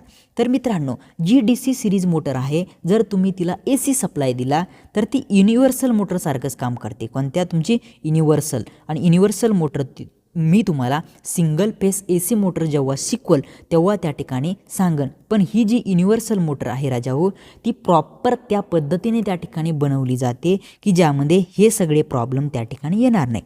ती एक DC सिरीज मोटरच असते. म्हणजे काय, ती एक DC नाही तर सिरीज मोटर असते. ती काय असते, एक सिरीज मोटर. बघा या ठिकाणी ती सिरीज मोटरच असते पण तिला त्या ठिकाणी AC सप्लाय दिला जातो. कोणता, AC. आणि म्हणून तिला युनिव्हर्सल मोटर एक ते म्हणतात. मग तुमचा मिक्सर वगैरे असतो, मिक्सर, त्या मिक्सरमध्ये जी मोटर असते ती तुमची असते ही DC सिरीज मोटर. आणि ती कोणती मोटर आहे, एक सिंगल फेज मोटर आहे आणि ती ही AC चालती. मग ती पण एक कशी मोटर आहे, सिरीज मोटरच आहे. म्हणूनच मी या ठिकाणी जर AC सप्लाय दिला तर तिला आपण या ठिकाणी काय म्हणू शकतो, एका युनिव्हर्सल मोटरसारखी मोटर म्हणू शकतो. हे तुम्हाला त्या ठिकाणी सांगितलं. आणि प्रॉब्लेम काय काय येतात, मग हे अशा पद्धतीचे प्रॉब्लेम त्या ठिकाणी येऊ शकतात. कशामध्ये, आपल्या DC सिरीज मोटरमध्ये. इथपर्यंत तुम्हाला कळालं. आता यामध्येच तुम्हाला काय करायचं आहे, हे चांगल्या पद्धतीने तुमच्या नोट्स लिहून घ्यायच्या. कारण मित्रांनो या ठिकाणी DC सिरीज मोटर म्हणजे आपल्या DC मोटर जेवढ्या आहेत त्याच्यावरती या ठिकाणी न्यूमेरिकल जास्तीत जास्त पेपरला विचारले जातात. त्यानंतर जे काही केसेस मी तुम्हाला सांगितल्या DC सिरीज मोटरच्या त्या पेपरला विचारल्या जातात. आणि जे काही तुम्हाला कॅरेक्टरिस्टिक सांगितले मी सगळे, स्पीड, आर्मेचर, करंट, टॉर्क, याच्यावरती पेपरला प्रश्न 100% विचारला जातो. अशा पद्धतीने इथे काय झालं, मग आपली DC सिरीज मोटर कंप्लीट झाली. ठीक आहे. आता आपण काय करूया, मग आपली DC शंट मोटर या ठिकाणी सुरू करूया. मित्रांनो DC शंट मोटरची डायग्राम तर ॲड केली होती, पण ठीक आहे जाऊ द्या, आपल्याला डायग्रामची काही गरज नाही. आपण आपल्या हाताने डायग्राम काढूया एकदम परफेक्टवाली. ठीक आहे. आता या ठिकाणी DC शंट मोटरमध्ये काय असतं बघा, जी काही आपली वाइंडिंग असते ती काय असते, या ठिकाणी सिरीजमध्ये नसते तर ती असते राजा हो पॅरललमध्ये. हे माहिती आहे ना तुम्हाला, वाइंडिंग कशी असते ती पॅरललमध्ये. ठीक आहे. आपण या ठिकाणी डायग्राम काढून घेऊया, मग परिपूर्ण माहिती तुम्हाला मी चांगल्या पद्धतीने या ठिकाणी देतो. ठीक आहे. बघा या ठिकाणी आपला आर्मेचर एकदम छोटासा मी या ठिकाणी आपला या ठिकाणी आर्मेचर काढला आणि या ठिकाणी काढतोय आपली वाइंडिंग. कोणती वाइंडिंग, फील्ड वाइंडिंग. कोणती फील्ड वाइंडिंग, मग आपली ती शंट फील्ड वाइंडिंग आहे. ठीक आहे. हा झाला मग आपलं. आणि या ठिकाणी असणारे आपला टर्मिनल व्होल्टेज. ओके, म्हणजे इथून आपण व्होल्टेज देणार आहे. इथून जो जाणारा करंट आहे मित्रांनो त्याला मी काय म्हणतो, आय एल म्हणतो. ठीक आहे, इथून जाणारा जो करंट आहे त्याला मी काय करतो, ISH म्हणतो. ओके, आणि या ठिकाणी असणार तुमचा EB, इथे असणार तुमच्या आर्मेचरचा रेझिस्टन्स RA आणि तुमच्या आर्मेचरचा करंट IA. ठीक आहे मित्रांनो, एक गोष्ट सिरीज मोटरमध्ये तुम्हाला सांगायचं विसरलो. आता हे शंट मोटरमध्ये ते सांगून देतो का त्याच्या पहिले मी सिरीज मोटरमध्ये सांगू, एकदा सिरीज मोटरमध्ये सांगून देतो. स्लाईडवरती घेतो बघा, कारण ते डायग्राम अवेलेबल आहे आणि त्या डायग्राममध्येच तुम्हाला मी समजून सांगतो चांगल्या पद्धतीने. बरोबर आहे की नाही. आता ती डायग्राम कुठे बघा, ह्या ठिकाणी डायग्राम आहे. तुम्हाला सांगायचं काय राहिलं राजा हो, की या ठिकाणी फॉर्म्युला कशा पद्धतीने बनतो, का मी सांगितलं तुम्हाला, नाही सांगितलं वाटतं. बरोबर आहे की नाही. आता फॉर्म्युला कसा बनतोय बघा, जो की तुमचा टर्मिनल व्होल्टेज असतो VT, तो काय म्हटलं मी तुम्हाला जास्त असतो बॅक EMF पेक्षा. म्हणजे आपल्याला काय करावं लागेल मग, VT काढताना या बॅक EMF मधून आपल्याला काय करावं लागेल, मायनस करावं लागेल. काय मायनस करावं लागेल, तुमचा लॉस काय असणार आहे, IA RA. ओके, तर RA प्लस RSC पण या ठिकाणी असणार. कसं, I × R हा फॉर्म्युला तुम्हाला सांगितला होता. आता इथं रेजिस्टन्स कोणता आहे, तुमच्या आर्मेचरचा पण रेजिस्टन्स आहे आणि तुमच्या फील्डचा पण रेजिस्टन्स आहे. मग त्या दोन्ही रेजिस्टन्सची आपण बेरीज घेतो का नाही, घेतली अशा पद्धतीने. आणि त्याला इथे बघा तुम्ही ह्या करंटना गुणलं. मग या ठिकाणी ठेवून देऊया I × RA प्लस RSC. अशा पद्धतीने तुमच्या टर्मिनल व्होल्टेजचा फॉर्म्युला या ठिकाणी बनतो. त्यानंतर मित्रांनो, जो की तुमचा आर्मेचर करंट असतो तोच तुमच्या सिरीज फील्डचा करंट असतो आणि तोच तुमच्या लोडचा करंट असतो. तुम्ही या ठिकाणी बघू शकता एका लाईनमध्ये आहे, हाच पुढे गेलाय आणि हाच परत पुढे गेलाय. हेच तुम्हाला या ठिकाणी सांगायचं राहिलं होतं. मला त्या ठिकाणी गेल्यानंतर लक्षात आलंय की आपल्याला आता शंट फील्डचा सांगायचा आहे फॉर्म्युला. तर आपण नेमका याचा सांगितला का नाही, कशाचा, तुमच्या सिरीज मोटरचा. आता या ठिकाणी तुम्हाला मी तो फॉर्म्युला सांगतो. बघा या ठिकाणी तुमच्या टर्मिनल व्होल्टेजला मी काय म्हणतो, VT म्हणतो. आता टर्मिनल व्होल्टेज काय आहे मित्रांनो, मोठा आहे बॅक EMF पेक्षा. कुठे, मोटरमध्ये. तो जनरेटर म्हणजे EG होता, जनरेटेड EMF. तो जनरेटेड EMF काय होता, मोठा होता टर्मिनल व्होल्टेजपेक्षा. पण इथे काय आहे राजाओ, उलट आहे. का, कारण सप्लाय इकडून तिकडे चाललाय ना की तिकडनं इकडे येत आहे. बरोबर आहे की नाही. मग EB मधून काय करावं लागेल आपल्याला, इथला लॉस आपल्याला कॅन्सल करावं लागेल, म्हणजे ड्रॉप करावं लागेल. मग इथला लॉस काय बनतोय, आता I × Rच्या फॉर्म्युल्यानुसार बघितलं तर या ठिकाणी फक्त IA × RA आपल्याला दिसतोय. मग तो या ठिकाणी मायनस करूया, IA × RA. झाला आपला फॉर्म्युला, झाला का नाही. आता त्याच्यानंतर तुम्हाला ISH, IL आणि इथे IA दिसतोय. मग तुमचा या ठिकाणी जो IL असणार आहे तो किती असणार आहे, IL. आता इथून IL आला बघा, आला का नाही, कशा पद्धतीने आला, अशा पद्धतीने. आता यातला काही इकडे गेलाय आणि काही इकडे गेलाय. म्हणजे IL काय होतोय, ISH आणि IA या दोघांच्या मिळून बनतोय. मग तुमचा ISH अधिक आपण काय म्हणू, IA. मग हा फॉर्म्युला झाला तुमच्या लोड करंटचा. मला सांगा या ठिकाणी जो काही व्होल्टेज असणार आहे तोच व्होल्टेज याच्या अक्रॉस असणार आहे. का बरं, कारण पॅरललमध्ये आहे. काय, पॅरललमध्ये आहे. आणि पॅरलल ब्रांचचा जो काही व्होल्टेज असतो तो सारखा काय असतो, सारखा असतो. ही गोष्ट सांगायचं काम आहे का, बेसिकमध्येच नेटवर्कच्या काही गोष्टी तुम्हाला शिकवल्या आणि त्यामध्ये तुम्हाला मी सांगितलं होतं. आता ह्यानंतर दुसरी गोष्ट, तुमची जी शंट फील्ड वाइंडिंग असते, कोणती, SHUNT, शंट फील्ड जी वाइंडिंग असते ती वाइंडिंग बारीक तारेची असते. कायाची असते, बारीक तारेची असते आणि काय, आणि कमी वेड्यांची नाही, कमी नाही, जास्त वेड्यांची. काय, जास्त वेड्यांची. कशाची, वेड्यांची असते. मी तुम्हाला सिरीज हे मोटर DC सिरीज मोटर शिकवताना सिरीज वाइंडिंगविषयी बोललो. ती जाड तारेची आणि कमी वेड्यांची असते. पण ही जी शंट फील्डची वाइंडिंग आहे ती बारीक तारेची आणि जाड वेड्यांची असते. मला सांगा त्या ठिकाणी जर ती बारीक आहे म्हणजे तिचा एरिया कमी आहे, म्हणजे रेजिस्टन्स कसा असणार आहे, जास्त असणार आहे, म्हणून तिथला करंट कमी असणार आहे. तर मित्रांनो या वाइंडिंगमधून जाणारा जो करंट असतो तो करंट ISH जो असतो तो कॉन्स्टंट काय, कॉन्स्टंट असतो. म्हणजेच तिथले जे फ्लक्स तयार होणार आहे ते काय असतात, मग कॉन्स्टंट असतात राजा हो. आणि म्हणून या ठिकाणी ही जी मोटर आहे तिचा स्पीड पण कसा असतो, कॉन्स्टंट. का कॉन्स्टंट असतो स्पीड बरं का, या ठिकाणी मी समोर तुम्हाला सांगणारच आहे, काळजी करायची काही गरज नाही. बघा या ठिकाणी तुम्हाला फॉर्म्युला सांगितला होता, N is inversely proportional of flux. आता हा फ्लक्स काय झाला राजा हो, कॉन्स्टंट झाला.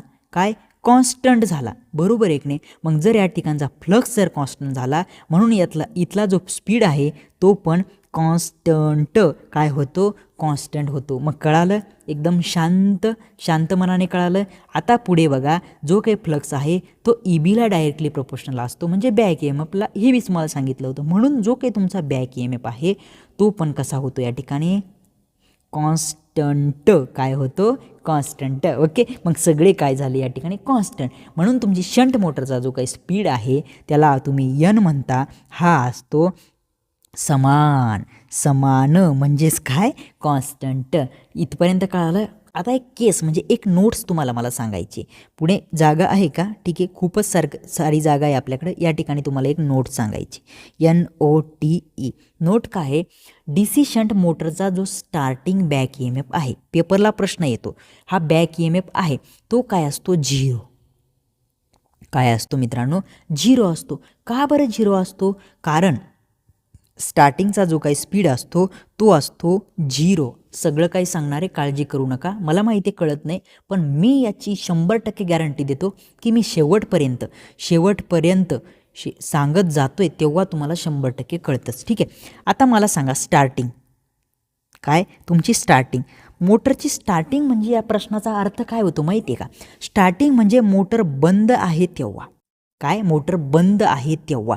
आणि मोटर जेव्हा बंद असते तेव्हा तिथला स्पीड 0च असतो, हे तुम्हाला सांगायचं काम नाही. आणि जेव्हा स्पीड 0 असेल तेव्हा स्पीड हा इन्व्हर्सली नाही तर डायरेक्टली प्रोपोर्शनल आहे तुमच्या EBला म्हणजे बॅक EMFला, हे तुम्हाला माहिती आहे. म्हणून या ठिकाणी तुमचा बॅक EMF काय असेल असा प्रश्न येतो तर तो 0 असतो असं ऑप्शन त्या ठिकाणी दिलेलं असतं आणि तेच तुमचं राईट ॲन्सर त्या ठिकाणी ठरतं.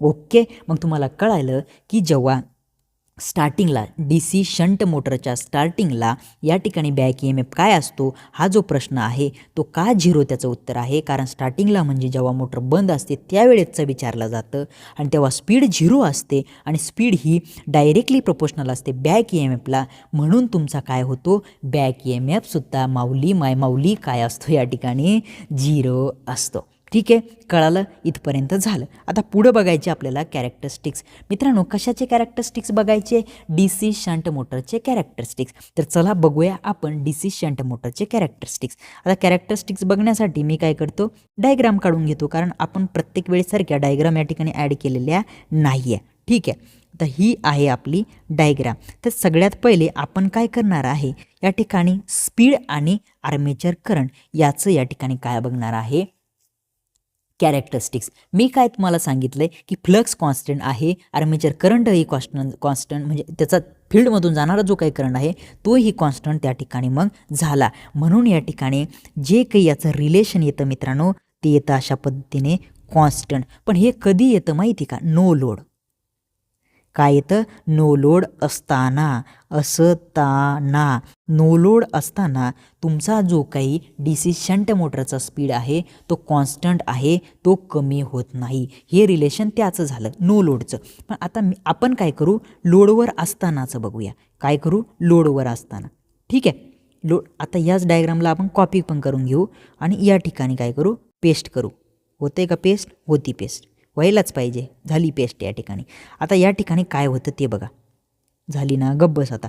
ठीक आहे, आता या ठिकाणी बघूया लोडवरती. आता ही कशी झाली, लोडवर, नो लोडवर असताना. नो लोडवरती आपला स्पीड काय झाला, कॉन्स्टंट. या ठिकाणी लिहितो स्पीड कॉन्स्टंट.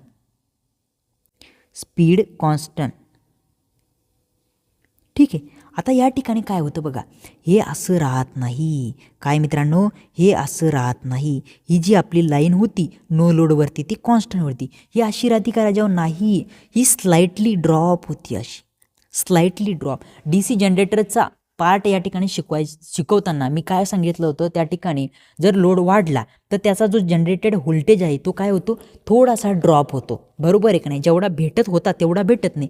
मग तुम्हाला ड्रॉपेबल हा शब्द त्या ठिकाणी बोललो होतो का नाही. मग या ठिकाणी जेव्हा लोड येतो, काय, जेव्हा लोड येतो त्याला आपण काय म्हणूया, फुल लोड म्हणूया. जेव्हा लोड फुल होतो मित्रांनो तेव्हा काय होतो, तुमचा स्पीड जो आहे तो कमी होतो तुमचा, म्हणजे तुमच्या त्या DC शंट मोटरचा. मग लोडवर असताना काय परिणाम होतो आणि लोडवर नसताना काय परिणाम होतो हे तुम्हाला कळालं. जर तुम्हाला नोट्समध्ये लिहायचं असेल तर कशा पद्धतीने बघा, जेव्हा मोटर नो लोडवर काम करते तेव्हा स्पीड बदलत नाही, या ठिकाणी तुम्ही लिहू शकता. ठीक आहे, तेव्हा स्पीड बदलत नाही कारण इथले फ्लक्स काय असते राजाओ, कॉन्स्टंट आहे. फ्लक्स काय कॉन्स्टंट आहे आणि फ्लक्स कॉन्स्टंट आहे म्हटल्यावर मी तुम्हाला पाठीमागच सगळं कीर्तन सांगितलं. फ्लक्स कॉन्स्टंट, तिथला करंट कॉन्स्टंट आणि हे काय आहे, हे सगळेच कॉन्स्टंट आहे. आणि कोण कशावरती डिपेंड राहून कॉन्स्टंट तुम्हाला झालं आहे ते सगळं मी समजून सांगितलं. म्हणून इथला जो स्पीड आहे तो सुद्धा या ठिकाणी कॉन्स्टंट मी तुम्हाला त्या ठिकाणी सांगितलं होतं. ठीक आहे, आता इकडचं तुम्हाला फुल लोडवर असताना तुम्ही नोट्स काय लिहू शकता, जेव्हा मोटर फुल लोडवर काम करते तेव्हा स्पीड थोडासा कमी होतो. झाला का नाही कमी थोडासा स्पीड, या ठिकाणी झाला का नाही झाला. पण बघा, जेव्हा शंट फील्ड आयडियली शॉर्ट केली जाते, आता ते बघायचं तुम्हाला. शंट फील्ड जर शॉर्ट केली तर काय होतं याच्या मी तुम्हाला सांगतोच पुढं, पण इथपर्यंत तुम्हाला कळाला का ते मला सांगा. कळालं इथपर्यंत? ठीक आहे. आता परत या ठिकाणी हे कॅरेक्टरिस्टिक झाले. आता टॉर्क आणि आर्मेचर करंटचे कॅरेक्टरिस्टिक्स आपल्याला या ठिकाणी बघायचे. बघा, तर हे पुसू का मी, का परत डायग्राम काढू? हेच पुसतो, आपल्याला जास्त टाईम लागणार नाही. ठीक आहे, याला मी काय करतो, पुसून टाकतोय. ठीक आहे, याला पुसलं. आता या ठिकाणी आपल्याला आर्मेचर करंट आणि टॉर्कचे कॅरेक्टरिस्टिक्स बघायचे. तर तुम्हाला मी शिकवताना सांगितलं होतं DC शंट मोटरमध्ये तुमचा जो टॉर्क असतो तो डायरेक्टली प्रोपोर्शनल असतो आर्मेचर करंटच्या. आणि कधी लक्षात ठेवा, हे डायरेक्टली प्रोपोर्शनलचे जर रिलेशन असले तर तुमचा जो काही कॅरेक्टरिस्टिक्स या ठिकाणी येतो तो येतो लिनियर. काय येतो, कॅरेक्टरिस्टिक्स त्या ठिकाणी लिनियर येत असतो. म्हणजे काय होते, आर्मेचर करंट वाढणार आहे त्याच्यासोबत तुमचा टॉर्क वाढणार आहे, किंवा जर आर्मेचर करंट कमी होणार आहे तर त्याच्यासोबत तुमचा टॉर्क काय होणार आहे, कमी होणार आहे. त्यालाच आपण काय म्हणतो या ठिकाणी डायरेक्टली प्रोपोर्शनलचं रिलेशन, म्हणजे ते एकमेकांच्या प्रोपोर्शनलमध्ये त्या ठिकाणी आहे. हे तुम्हाला मी सांगितलं होतं, शिकवलं होतं. तुमचा टॉर्क हा डायरेक्टली प्रोपोर्शनल फ्लक्सला असतो हे सांगितलं होतं. त्यानंतर टॉर्क हा त्याच्यामुळेच या ठिकाणी काय असतो, मग आर्मेचर करंटला प्रोपोर्शनल असतो हे तुम्हाला मी सांगितलं होतं. म्हणजेच टॉर्क डायरेक्टली प्रोपोर्शनल फ्लक्स आणि आर्मेचर करंट याचे अजून डिटेल मी DC सिरीज मोटर शिकवलं तेव्हा तुम्हाला डिटेल राजावर सांगितलं की नाही. आता हे कॅरेक्टरिस्टिक झालं तुमचं कशाचं, टॉर्क आणि आर्मेचर करंटचं. आता आपल्याला टॉर्क आणि या ठिकाणी स्पीड यांचं पण या ठिकाणी रिलेशन कॅरेक्टरिस्टिक्स बघायचे. आता ही डायग्राम काय करतो मी या ठिकाणी कट करतोय. ठीक आहे, आता तुम्ही तर काढलीच असेल, मग त्यामुळे काही प्रॉब्लेम नाही आहे. इथे झाला राजावर तुमचा स्पीड आणि या ठिकाणी घेतोय मी टॉर्क. आता याचं रिलेशन कसं येतं तुम्हाला मी सांगतो. याचं पण रिलेशन सेम येतं, कशासारखं, तुमच्या याच्यासारखं, स्पीड आणि आर्मेचर करंटसारखं, पण कसं लोडवर असताना सारखं. कसं, तेव्हा जे काही लोडवर असताना कॅरेक्टरिस्टिक्स आपण बघितले तसे स्लाइटली ड्रॉपेबल. मग आता तुम्हाला मी एक गोष्ट त्या ठिकाणी सांगायचं राहिलो, की जे काही तुमचे स्पीड आणि आर्मेचर करंटचे कॅरेक्टरिस्टिक्स असतात कधीवाले, लोडवर असताना, लोडवरती असताना ते जे काही कॅरेक्टरिस्टिक असते ते ड्रॉपेबल कॅरेक्टरिस्टिक असते. कोणते, ड्रॉप, काय, स्लाइटली ड्रॉप कॅरेक्टरिस्टिक्स, काय, कॅरेक्टरिस्टिक्स. ओके, असे ते कॅरेक्टरिस्टिक्स असतात. आणि हे झाले तुमचे स्पीड आणि तुमच्या टॉर्कचं कॅरेक्टरिस्टिक्स. कशामधलं, DC शंट मोटरमधलं. ठीक आहे, इथपर्यंत राजावर तुम्हाला कळालं. आता आपल्याला काही केसेस बघायचे आहे. कशाच्या, आपल्या DC शंट मोटरच्या. ही कॅरेक्टरिस्टिकची स्लाईड होती, मी 3-4 स्लाईड टाकल्या होत्या. कशासाठी टाकल्या होत्या राजावर, की आपल्याला काय होईल त्या ठिकाणी वेगवेगळ्या स्लाईडवरती घेता येईल. पण डायग्राम परत काढूच तर आपण काय केलं, या ठिकाणी एकाच ठिकाणी घेऊन टाकलं. आता या ठिकाणी ॲप्लिकेशन दिलं आहे बघा. याच्या पहिले आपण काय करू, या ठिकाणी केसेस बघूया. कशाच्या, तुमच्या शंट मोटरच्या केसेस. काय केस, की तुम्ही जर त्या ठिकाणी तुमच्या वाइंडिंगसोबत काही छेडछाड केली, तुम्हाला जर तिथला काही वगैरे चेंजेस वगैरे करायचे असेल तर तुम्ही काय करू शकता, त्याविषयी आपण या ठिकाणी डिटेल बघूया. मी काय करतो, त्याच्यासाठी एक डायग्राम काढून घेतो इथे अशा पद्धतीने. ठीक आहे, झाली आपली डायग्राम रेडी. ठीक आहे, आता या ठिकाणी विषय काय आहे, जेव्हा शंट फील्ड काय आहे, तुमची ही जी शंट फील्ड आहे ती आयडियली जर शॉर्ट केली काय केली आपण, शॉर्ट केली, तेव्हा मोटर काय होते हे तुम्हाला या ठिकाणी विचारले जातं. आता मला सांगा, ही वाइंडिंग जी आहे ती काय केली, शॉर्ट केली. कशा पद्धतीने शॉर्ट केली, या ठिकाणी अशा पद्धतीने, ठीक आहे. शॉर्ट केली म्हणजे वाइंडिंगमधून आता करंट जाणार आहे का तुमचा? करंट हा वाइंडिंगमधून जाणार आहे का? नाही, करंट वाइंडिंगमधून जाणार नाही. करंट काय झाला? झिरो झाला. आणि करंट जर झिरो झाला तर तुमचे त्या ठिकाणचे फ्लक्स पण झिरो होणार आहे. काय होणार आहे राजाओ? तिथले फ्लक्स पण झिरो होणार आहे. आणि अशा या कंडिशनमुळे तुम्हाला एक कंडिशन सांगितली होती, तुमचा बॅक EMF डायरेक्टली प्रोपोर्शनल फ्लक्सला होता बघा, होता का नव्हता? मग या कंडिशनला या ठिकाणी काय झाले राजाओ? फ्लक्स काय झाले तुमचे? फ्लक्स काय झाले? झिरो झाले. झिरो म्हणतो. मग तुमचा EB तो काय झाला? झिरो झाला. आणि EB जर झिरो झाला तर या ठिकाणी तुमची मोटर काय होणार आहे? बंद होणार आहे. काय होणार आहे? बंद होणार आहे. ठीक आहे. आता दुसरी कंडिशन तुम्हाला या ठिकाणी सांगतो. आपण काय केलं? काय तुमची शंट फील्ड वाइंडिंग ही ती ओपन केली. ओपन कशी केली? अशा पद्धतीने डायरेक्ट इथं ठेवलीच नाही, म्हणजे ओपन केली. आता मला सांगा, जर वाइंडिंग ओपन केली, काय ओपन केली, तर तुमची मोटर स्टार्ट होणार आहे का? आणि तिथे फील्डच नाही आहे. काय? ही तुमची फील्डच नाही आहे. जर मला सांगा, मोटर जळाली तर काय होतं? तुमची मोटर चालू होती का? नाही होत. का?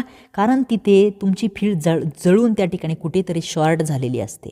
मग या ठिकाणी हीच कंडिशन या ठिकाणी तुम्हाला सांगितलं आहे की तुमची जर फील्ड वाइंडिंग ओपन जर झाली तर त्या ठिकाणी काय होईल? तर असं तुम्ही लिहा, जर शंट फील्ड वाइंडिंग ओपन केली तर मोटर स्टार्ट होणार नाही. काय? मोटर स्टार्ट होणार नाही. ठीक आहे, कळालं? आता याच्यानंतरची केस बघूया. जर फील्ड वाइंडिंग किंवा आर्मेचर वाइंडिंग यांचे इंटरचेंज जर केलं तर काय होईल? फिरण्याची डायरेक्शन बदलेल का किंवा बदलणार नाही हे तुम्हाला सांगायचं आहे. आता या ठिकाणी मी प्रॉपर वाइंडिंग काढून घेतो. काढली वाइंडिंग. इथे आहे बघा प्लस, इथे आहे मायनस. इथे आहे प्लस, इथे आहे मायनस. या ठिकाणी तुमचा व्होल्टेज असणार V. ठीक आहे. इथे आहे बघा प्लस, इथे आहे मायनस. तुम्हाला मी शिकवताना सांगितलं होतं DC सिरीज मोटरमध्ये काय सांगितलं आहे की मित्रांनो, जर आपल्याला मोटरची फिरण्याची, कशाची फिरण्याची डायरेक्शन जर बदलायची असेल, काय बदलायची जर असेल तर आपण काय करतो? एक तर फील्ड वाइंडिंग किंवा मग आर्मेचर वाइंडिंग दोन्हीपैकी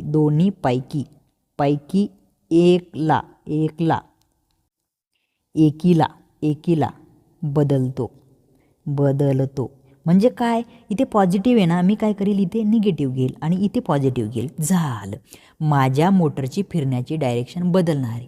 काय बदलणार आहे? पण कोणती? एकाच वाइंडिंगचे टर्मिनल इंटरचेंज करावं लागते. जर तुम्ही हिला पण मायनस केलं आणि हिला प्लस केलं तर मोटर ज्या डायरेक्शनमध्ये पहिली फिरणार होती त्याच डायरेक्शनमध्ये फिरणार आहे. ठीक आहे. आता दुसरा एक प्रश्न, जर तुम्ही टर्मिनल व्होल्टेजेस इंटरचेंज केले तर काय होईल? तर जेव्हा तुम्ही टर्मिनल व्होल्टेज इंटरचेंज करता, काय टर्मिनल इंटरचेंज करता, तेव्हा तुमची मोटरची फिरण्याची डायरेक्शन बदलत नाही. मग ह्या केस सगळ्या तुम्हाला चांगल्या पद्धतीने कळाल्या. DC मोटरच्या आपण कळाल्याच असेल, त्यामध्ये काही जास्त असं काही नव्हतं मित्रांनो. ओके. आता हे DC शंट मोटरवरती तुम्हाला सगळं काही सांगून झालं. आता राहिले बघा तुमचे ॲप्लिकेशन आणि पेपरला सगळ्यात जास्त प्रश्न येतो आहे त्या ॲप्लिकेशनवरती. ॲप्लिकेशन कुठे? या ठिकाणी. DC सिरीज मोटरचे पण तुम्हाला सांगायचे राहिले आणि DC शंट मोटरचे पण तुम्हाला आता मी या ठिकाणी दोन्ही पण एकदाच सांगून देतो. ठीक आहे. आता या ठिकाणी सांगतोय बघा DC शंट मोटरचे. ठीक आहे. आणि या ठिकाणी सांगतोय DC सिरीज मोटरचे. ठीक आहे. या ठिकाणी DC शंट ऑलरेडी आहेच वरती लिहून. ठीक आहे. बघा, सर्वात पहिले तुम्हाला सांगतो मी DC शंट मोटरचे आणि इम्पॉर्टंट आजपर्यंत पेपरला आलेले तेच सांगणार आहे. ठीक आहे. बघा, ही DC शंट मोटर जी आहे ती लेथ मशीन. काय? तुमचं लेथ मशीन माहिती आहे का तुम्हाला? लाकडी वगैरे त्यावरती कापतात. काय? लाकडी वगैरे कापतात, ते तुमचं लेथ मशीन. त्या लेथ मशीनवरती इथे पूर्ण मशीन लिहितो. ओके. नंबर 2 बघा, ही ड्रिलिंग मशीन तुम्हाला माहिती आहे, माहीतच असेल. इलेक्ट्रिकलचे विद्यार्थी म्हणल्यावर ड्रिलिंग मशीन या ठिकाणी काही नवीन शब्द नाही आहे, ती ड्रिलिंग मशीन. त्यानंतर मशीन टूल, जे काही तुमचे मशीन टूल आहेत त्या सगळ्या मशीन टूलसाठी काय केलं जातं? तुमची शंट मोटर वापरल्या जाते. आता मशीन टूल झालं. नंतर मिलिंग मशीन माहिती आहे का तुम्हाला? लक्षात ठेवा, मिलिंग मशीन. ठीक आहे. आता 5 नंबर काय? तुमचा सेंट्रीफ्युगल पंप. सेंट्रीफ्युगल पंपमध्ये एक सिंगल फेज मोटर पण वापरल्या जाते, तिचं नाव वगैरे तिकडेच सांगणार तुम्हाला मी शिकवायच्या वेळेस. ओके, ही तुमची सेंट्रीफ्युगल पंप. आता lathe machine, drilling machine, machine tool, milling machine आणि सेंट्रीफ्युगल पंप या सगळ्यांसाठी पेपरला आजपर्यंत प्रश्न आलेला आहे. ॲप्लिकेशन हे खूप जास्त इम्पॉर्टंट आहे मित्रांनो, यांना हलक्यात घेऊ नका. पेपरला यावरती 100% प्रश्न विचारला जातो. आता DC सिरीज मोटर कशी मोटर आहे? हाय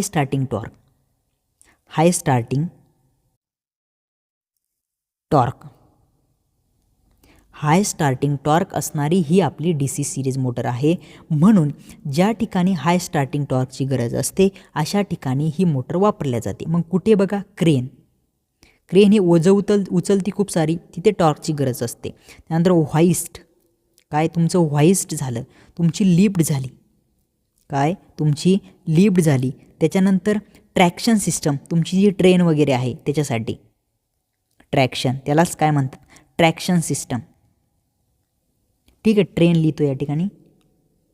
ट्रेन म्हणजे रेल्वेमध्ये या ठिकाणी काय वापरली जाते, तुमची DC सिरीज मोटर वापरली जाते. ठीक आहे. आणि त्यानंतर बघा ट्रॉलीज, ज्या काय ट्रॉलीज असतात मोठ्या ट्रॉलीज, त्याच्यासाठी सुद्धा काय केलं जातं, ही तुमची DC सिरीज मोटर वापरली जाते. आता काय करतो, आता समोर आपल्याला कम्युलेटिव्ह कंपाऊंड मोटर बघणं आहे, बरोबर आहे की नाही. आता कम्युलेटिव्ह कंपाऊंड मोटर तर आपल्याला बघायचे, पण त्याचे ॲप्लिकेशन पण मी काय सांगतो तुम्हाला, मी या ठिकाणीच तुम्हाला सांगून देतो. ठीक आहे, या ठिकाणीच सांगून देतो. याला काय करतो, याला या ठिकाणी इकडे घेतो बघा, शॉर्ट करतो एकदम, इकडे घेतो. ठीक आहे. आणि याला पण काय करू, याला थोडं काय करतो, कमी करतो. एकच मिनिट बघा, याला काय करतो, कमी करतो. आणि याला पण काय करू, इकडे शिफ्ट करू. ठीक आहे, झालं अशा पद्धतीने. आणि या ठिकाणी मी तुम्हाला काय करतो, तुमची जी काही कम्युलेटिव्ह मोटर असते, जी की तुम्हाला मी शिकवणार आहे, कुमुलेटिव्ह मोटर, कंपाऊंड मोटर, हिचीसुद्धा काय करतो, याच ठिकाणी तुम्हाला मी ॲप्लिकेशन सांगून देतो. आणि खूप जास्त इम्पॉर्टंट या मोटरचे ॲप्लिकेशन असतात. नंबर 1 क्लास खूप वेळेस पेपरला आलेला हा प्रश्न आहे एलिव्हेटरचा, की एलिव्हेटरमध्ये कोणती मोटर वापरल्या जाते किंवा खालीलपैकी कोणत्या उपकरणांसाठी तुम्ही कम्युलेटिव्ह कंपाऊंड मोटर ही वापरतात. ठीक आहे, तर ती कशासाठी, मग एलिव्हेटरमध्ये आपण वापरतो. त्याच्यानंतर रोलिंग, जे काही रोलिंग मिल्स आहेत, मोठ्याले मिल्स असतात, त्यामध्ये ही मोटर वापरल्या जाते. नंतर पंचेससाठी,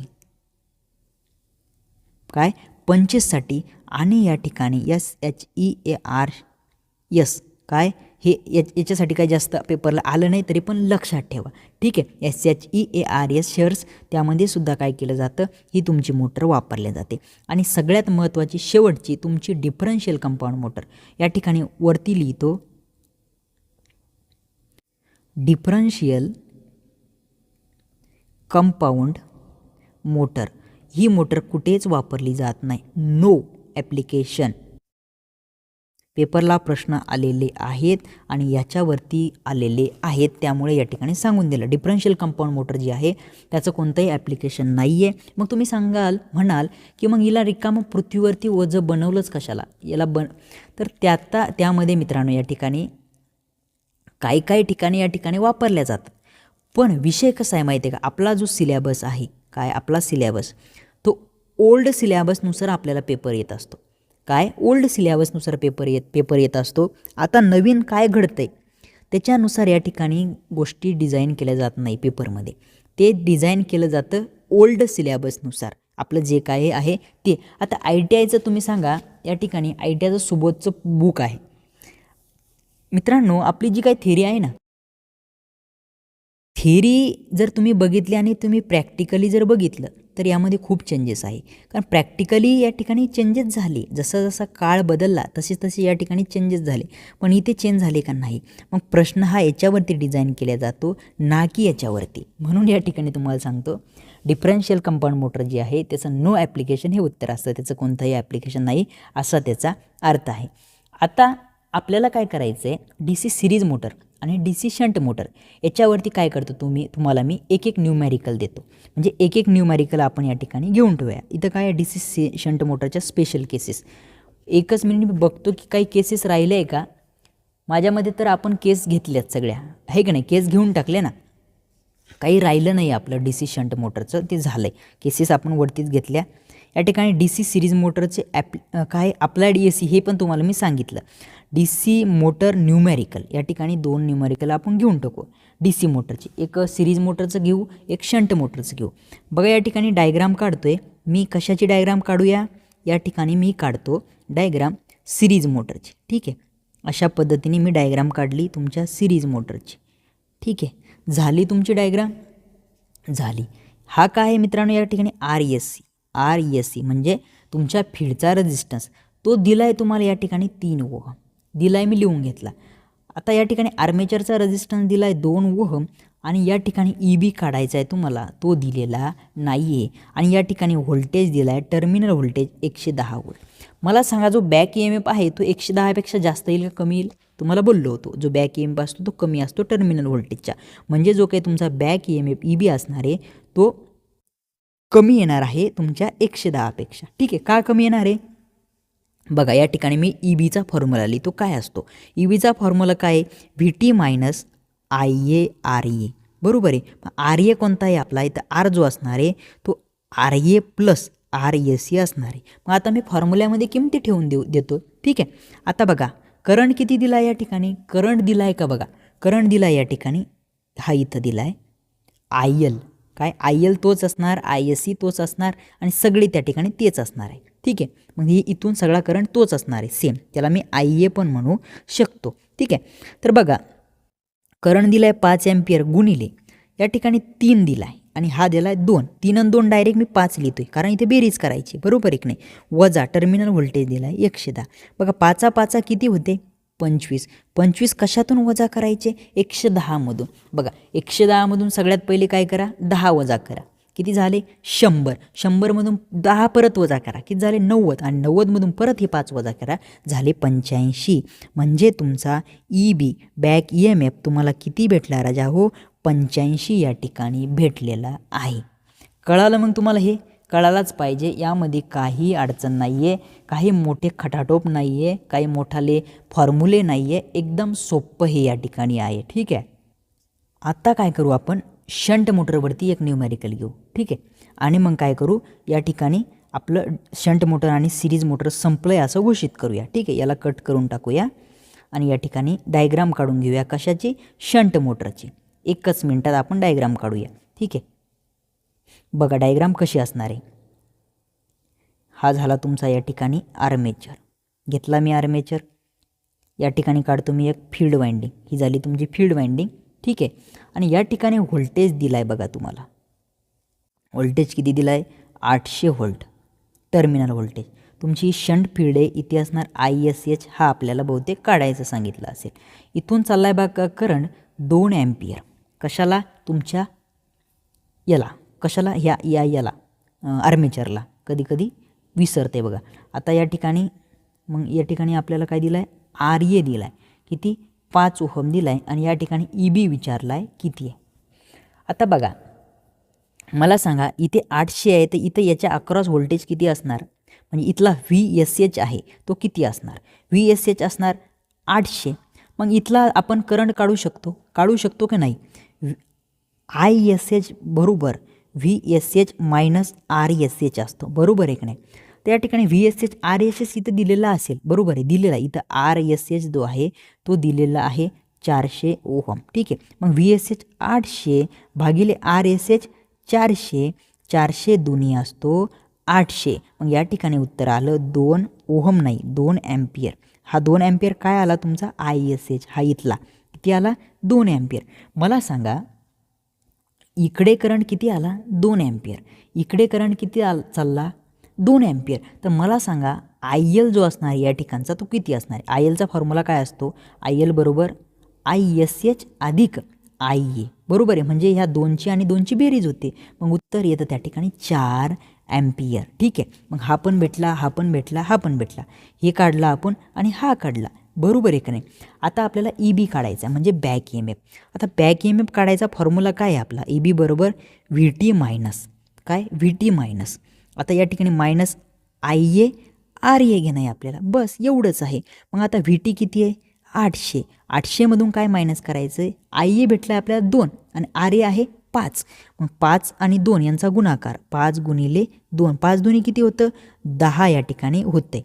काय होते 10 या ठिकाणी लिहितोय 800 मायनस 10, उत्तर येतं 790. म्हणजे बॅक EMF सुद्धा आपल्याला भेटला 790 या ठिकाणी लिहून टाकतो. कळालंय तुम्हाला, कळालंच पाहिजे होतं, काही अवघड नाही आहे, काही मोठा खटाटोप त्या ठिकाणी नव्हता. ठीक आहे, हे झालं आपलं. यानंतर स्लाईड संपली, पण तरी पण आपल्याला एक गोष्ट या ठिकाणी शिकायची. हे कट करून टाकतो, तुम्हाला कळालंच असेल. ठीक आहे, गोष्ट अशी शिकायची आहे की DC जनरेटर शिकत असताना व्होल्टेज रेग्युलेशन मी तुम्हाला सांगितलं होतं, बरोबर आहे की नाही. आता व्होल्टेज रेग्युलेशन नाही शिकायचं आपल्याला, तर आपल्याला या ठिकाणी शिकायचं आहे स्पीड रेग्युलेशन. ओके, जी आपली स्क्रीन रेकॉर्डिंग आहे ती स्टॉप झाली होती आणि समोर मी डायग्राम काढून घेतली, तिच्याकडे लक्षच दिलं नाही. तर या ठिकाणी डायग्राम तुम्हाला दिसते. परत एकदा काय करतो मी, चांगल्या पद्धतीने समजून सांगतो. ठीक आहे, याच्या पहिला सेशन आपला कवर झाला आहे, तो काय होता बघा. या ठिकाणी थोडं रेकॉर्डिंग स्किप झाल्यामुळे प्रॉब्लेम झाला आहे. जर काही मिस जर झाला असेल तर मी समोर नंतर रेकॉर्डिंग चेक करून बघू येईल. ठीक आहे, आता हे कॅरेक्टर्स हे जे आहे स्पीड रेग्युलेशन ते तुम्हाला चांगल्या पद्धतीने मी आता परत एकदा समजून सांगतो. मित्रांनो, ही जी लाईन तुम्हाला दिसते, या लाईनच्या वरचं जे काही आहे त्या ठिकाणी त्या ज्या मोटर आहे त्यांचे हे स्पीड रेग्युलेशन जे आहे, स्पीड रेग्युलेशन ते निगेटिव्ह स्पीड रेग्युलेशन असणार आहे. काय, निगेटिव्ह स्पीड रेग्युलेशन.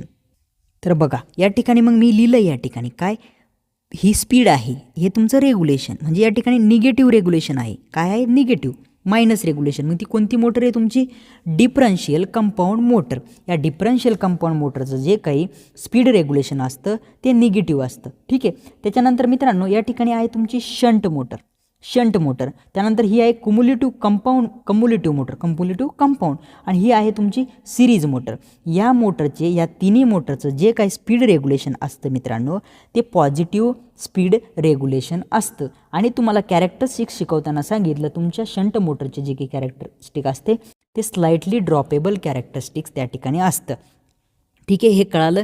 ती आपली रेकॉर्डिंग स्किप झाली होती काहीतरी कुठंतरी, ते मी नंतर चेकच करेल. ठीक आहे, आणि आता सगळ्यात पुअर जर या ठिकाणी रेग्युलेशन जर म्हटलं मित्रांनो, ते रेग्युलेशन असतं तुमच्या सिरीज मोटरचं पुअरेस्ट. इथंच लिहितो, पुअरेस्ट स्पीड रेग्युलेशन, स्पीड इथे आर लिहितो रेग्युलेशन. जर ते कोणत्या मोटरचं असेल तर ती असते तुमची DC सिरीज मोटर, जिचं की स्पीड रेग्युलेशन हे एकदम खराब असतं. काय असतं राजा हो, एकदम खराब रेग्युलेशन त्या ठिकाणी असतं. इथपर्यंत तुम्हाला सगळ्यांना चांगल्या पद्धतीने कळालं असेल. आता समोर आपल्याला कंपाऊंड मोटरचं शिकायचं आहे, कंपाऊंड मोटर. त्यानंतर आपल्याला डिफरन्शियल कंपाऊंड मोटरची काही डिटेल बघायची आहे. त्यानंतर काही कॅरेक्टरिस्टिक्स अजून नंतर त्यांचे बघायचे वगैरे वगैरे. ह्या सगळ्या गोष्टी आपण समोरच्या सेशनमध्ये कवर करणार आहे, त्याची काहीही काळजी करायची गरज नाही. ओके, तर मित्रांनो हे आपलं DC मोटरचं पहिलं लेक्चर होतं. DC मोटरवरती अजून आपण समोर लेक्चर घेणार आहे. खूप सारं आहे आपल्याला अजून. आपल्याला स्टार्टर बघायची आहे, त्यानंतर काही टेस्ट बघायचे आहे मोटरच्या. मग त्यात स्विनबर्न टेस्ट झाली, हॉपकिन्टन्स टेस्ट झाली, ब्रेकिंग टेस्ट झाली, आपले सगळे स्टार्टर झाले, किती प्रकारचे स्टार्टर आहे ते सगळे, आणि व्होल्टेज कंट्रोल मेथड, त्यानंतर फ्लक्स कंट्रोल मेथड, अशा काही मेथड आहेत त्या पण आपल्याला त्या ठिकाणी बघायच्या आहे. आणि परत या ठिकाणी अशा आर्मेचरच्या काही मेथड आहे, आर्मेचर डिवायडर म्हणजे स्पीड कंट्रोलच्या मेथड आहे त्या बघायच्या. असं खूप सारं अजून आहे आपल्याला DC मोटरमध्ये. ठीक आहे, आणि शेवटी आपल्याला ठीक आहे तेवढंच आहे, मी ती परत सांगेन तुम्हाला. नंतर कसं होतं माहिती आहे का, एक कन्फ्युजन होतं आणि किती आहे काय आहे आणि त्याचीच भीती तुम्हाला वाटते, बरोबर आहे की नाही. तर या ठिकाणी हे डेमो सेशन होतं आपल्या अर्जुना बॅचचं, ते की आपण यूट्यूबवरती मुलांना टाकतोय. ठीक आहे, तर ते तुम्ही बॅच जॉईन करा. त्या ठिकाणी 15 ते 16 हजाराचा कंटेंट फक्त आपण कितीला 999 रुपयाला त्या ठिकाणी टाकतोय. काय टाकतोय काय नाही सगळं मी तुम्हाला सांगितलं आहे. ओके, आवडलं असेल सेशन तर आपल्या मित्रांपर्यंत शेअर करा. तुम्ही जर आपल्या चॅनलवरती नवीन असाल तर नक्कीच त्या ठिकाणी काय करा, सबस्क्राईब करून ठेवा आणि आपल्या ह्या सेशनला लाईक करा. ठीक आहे, तर आपण भेटूया अशाच एका नवीन सेशनमध्ये पुन्हा एकदा. Thank you so much.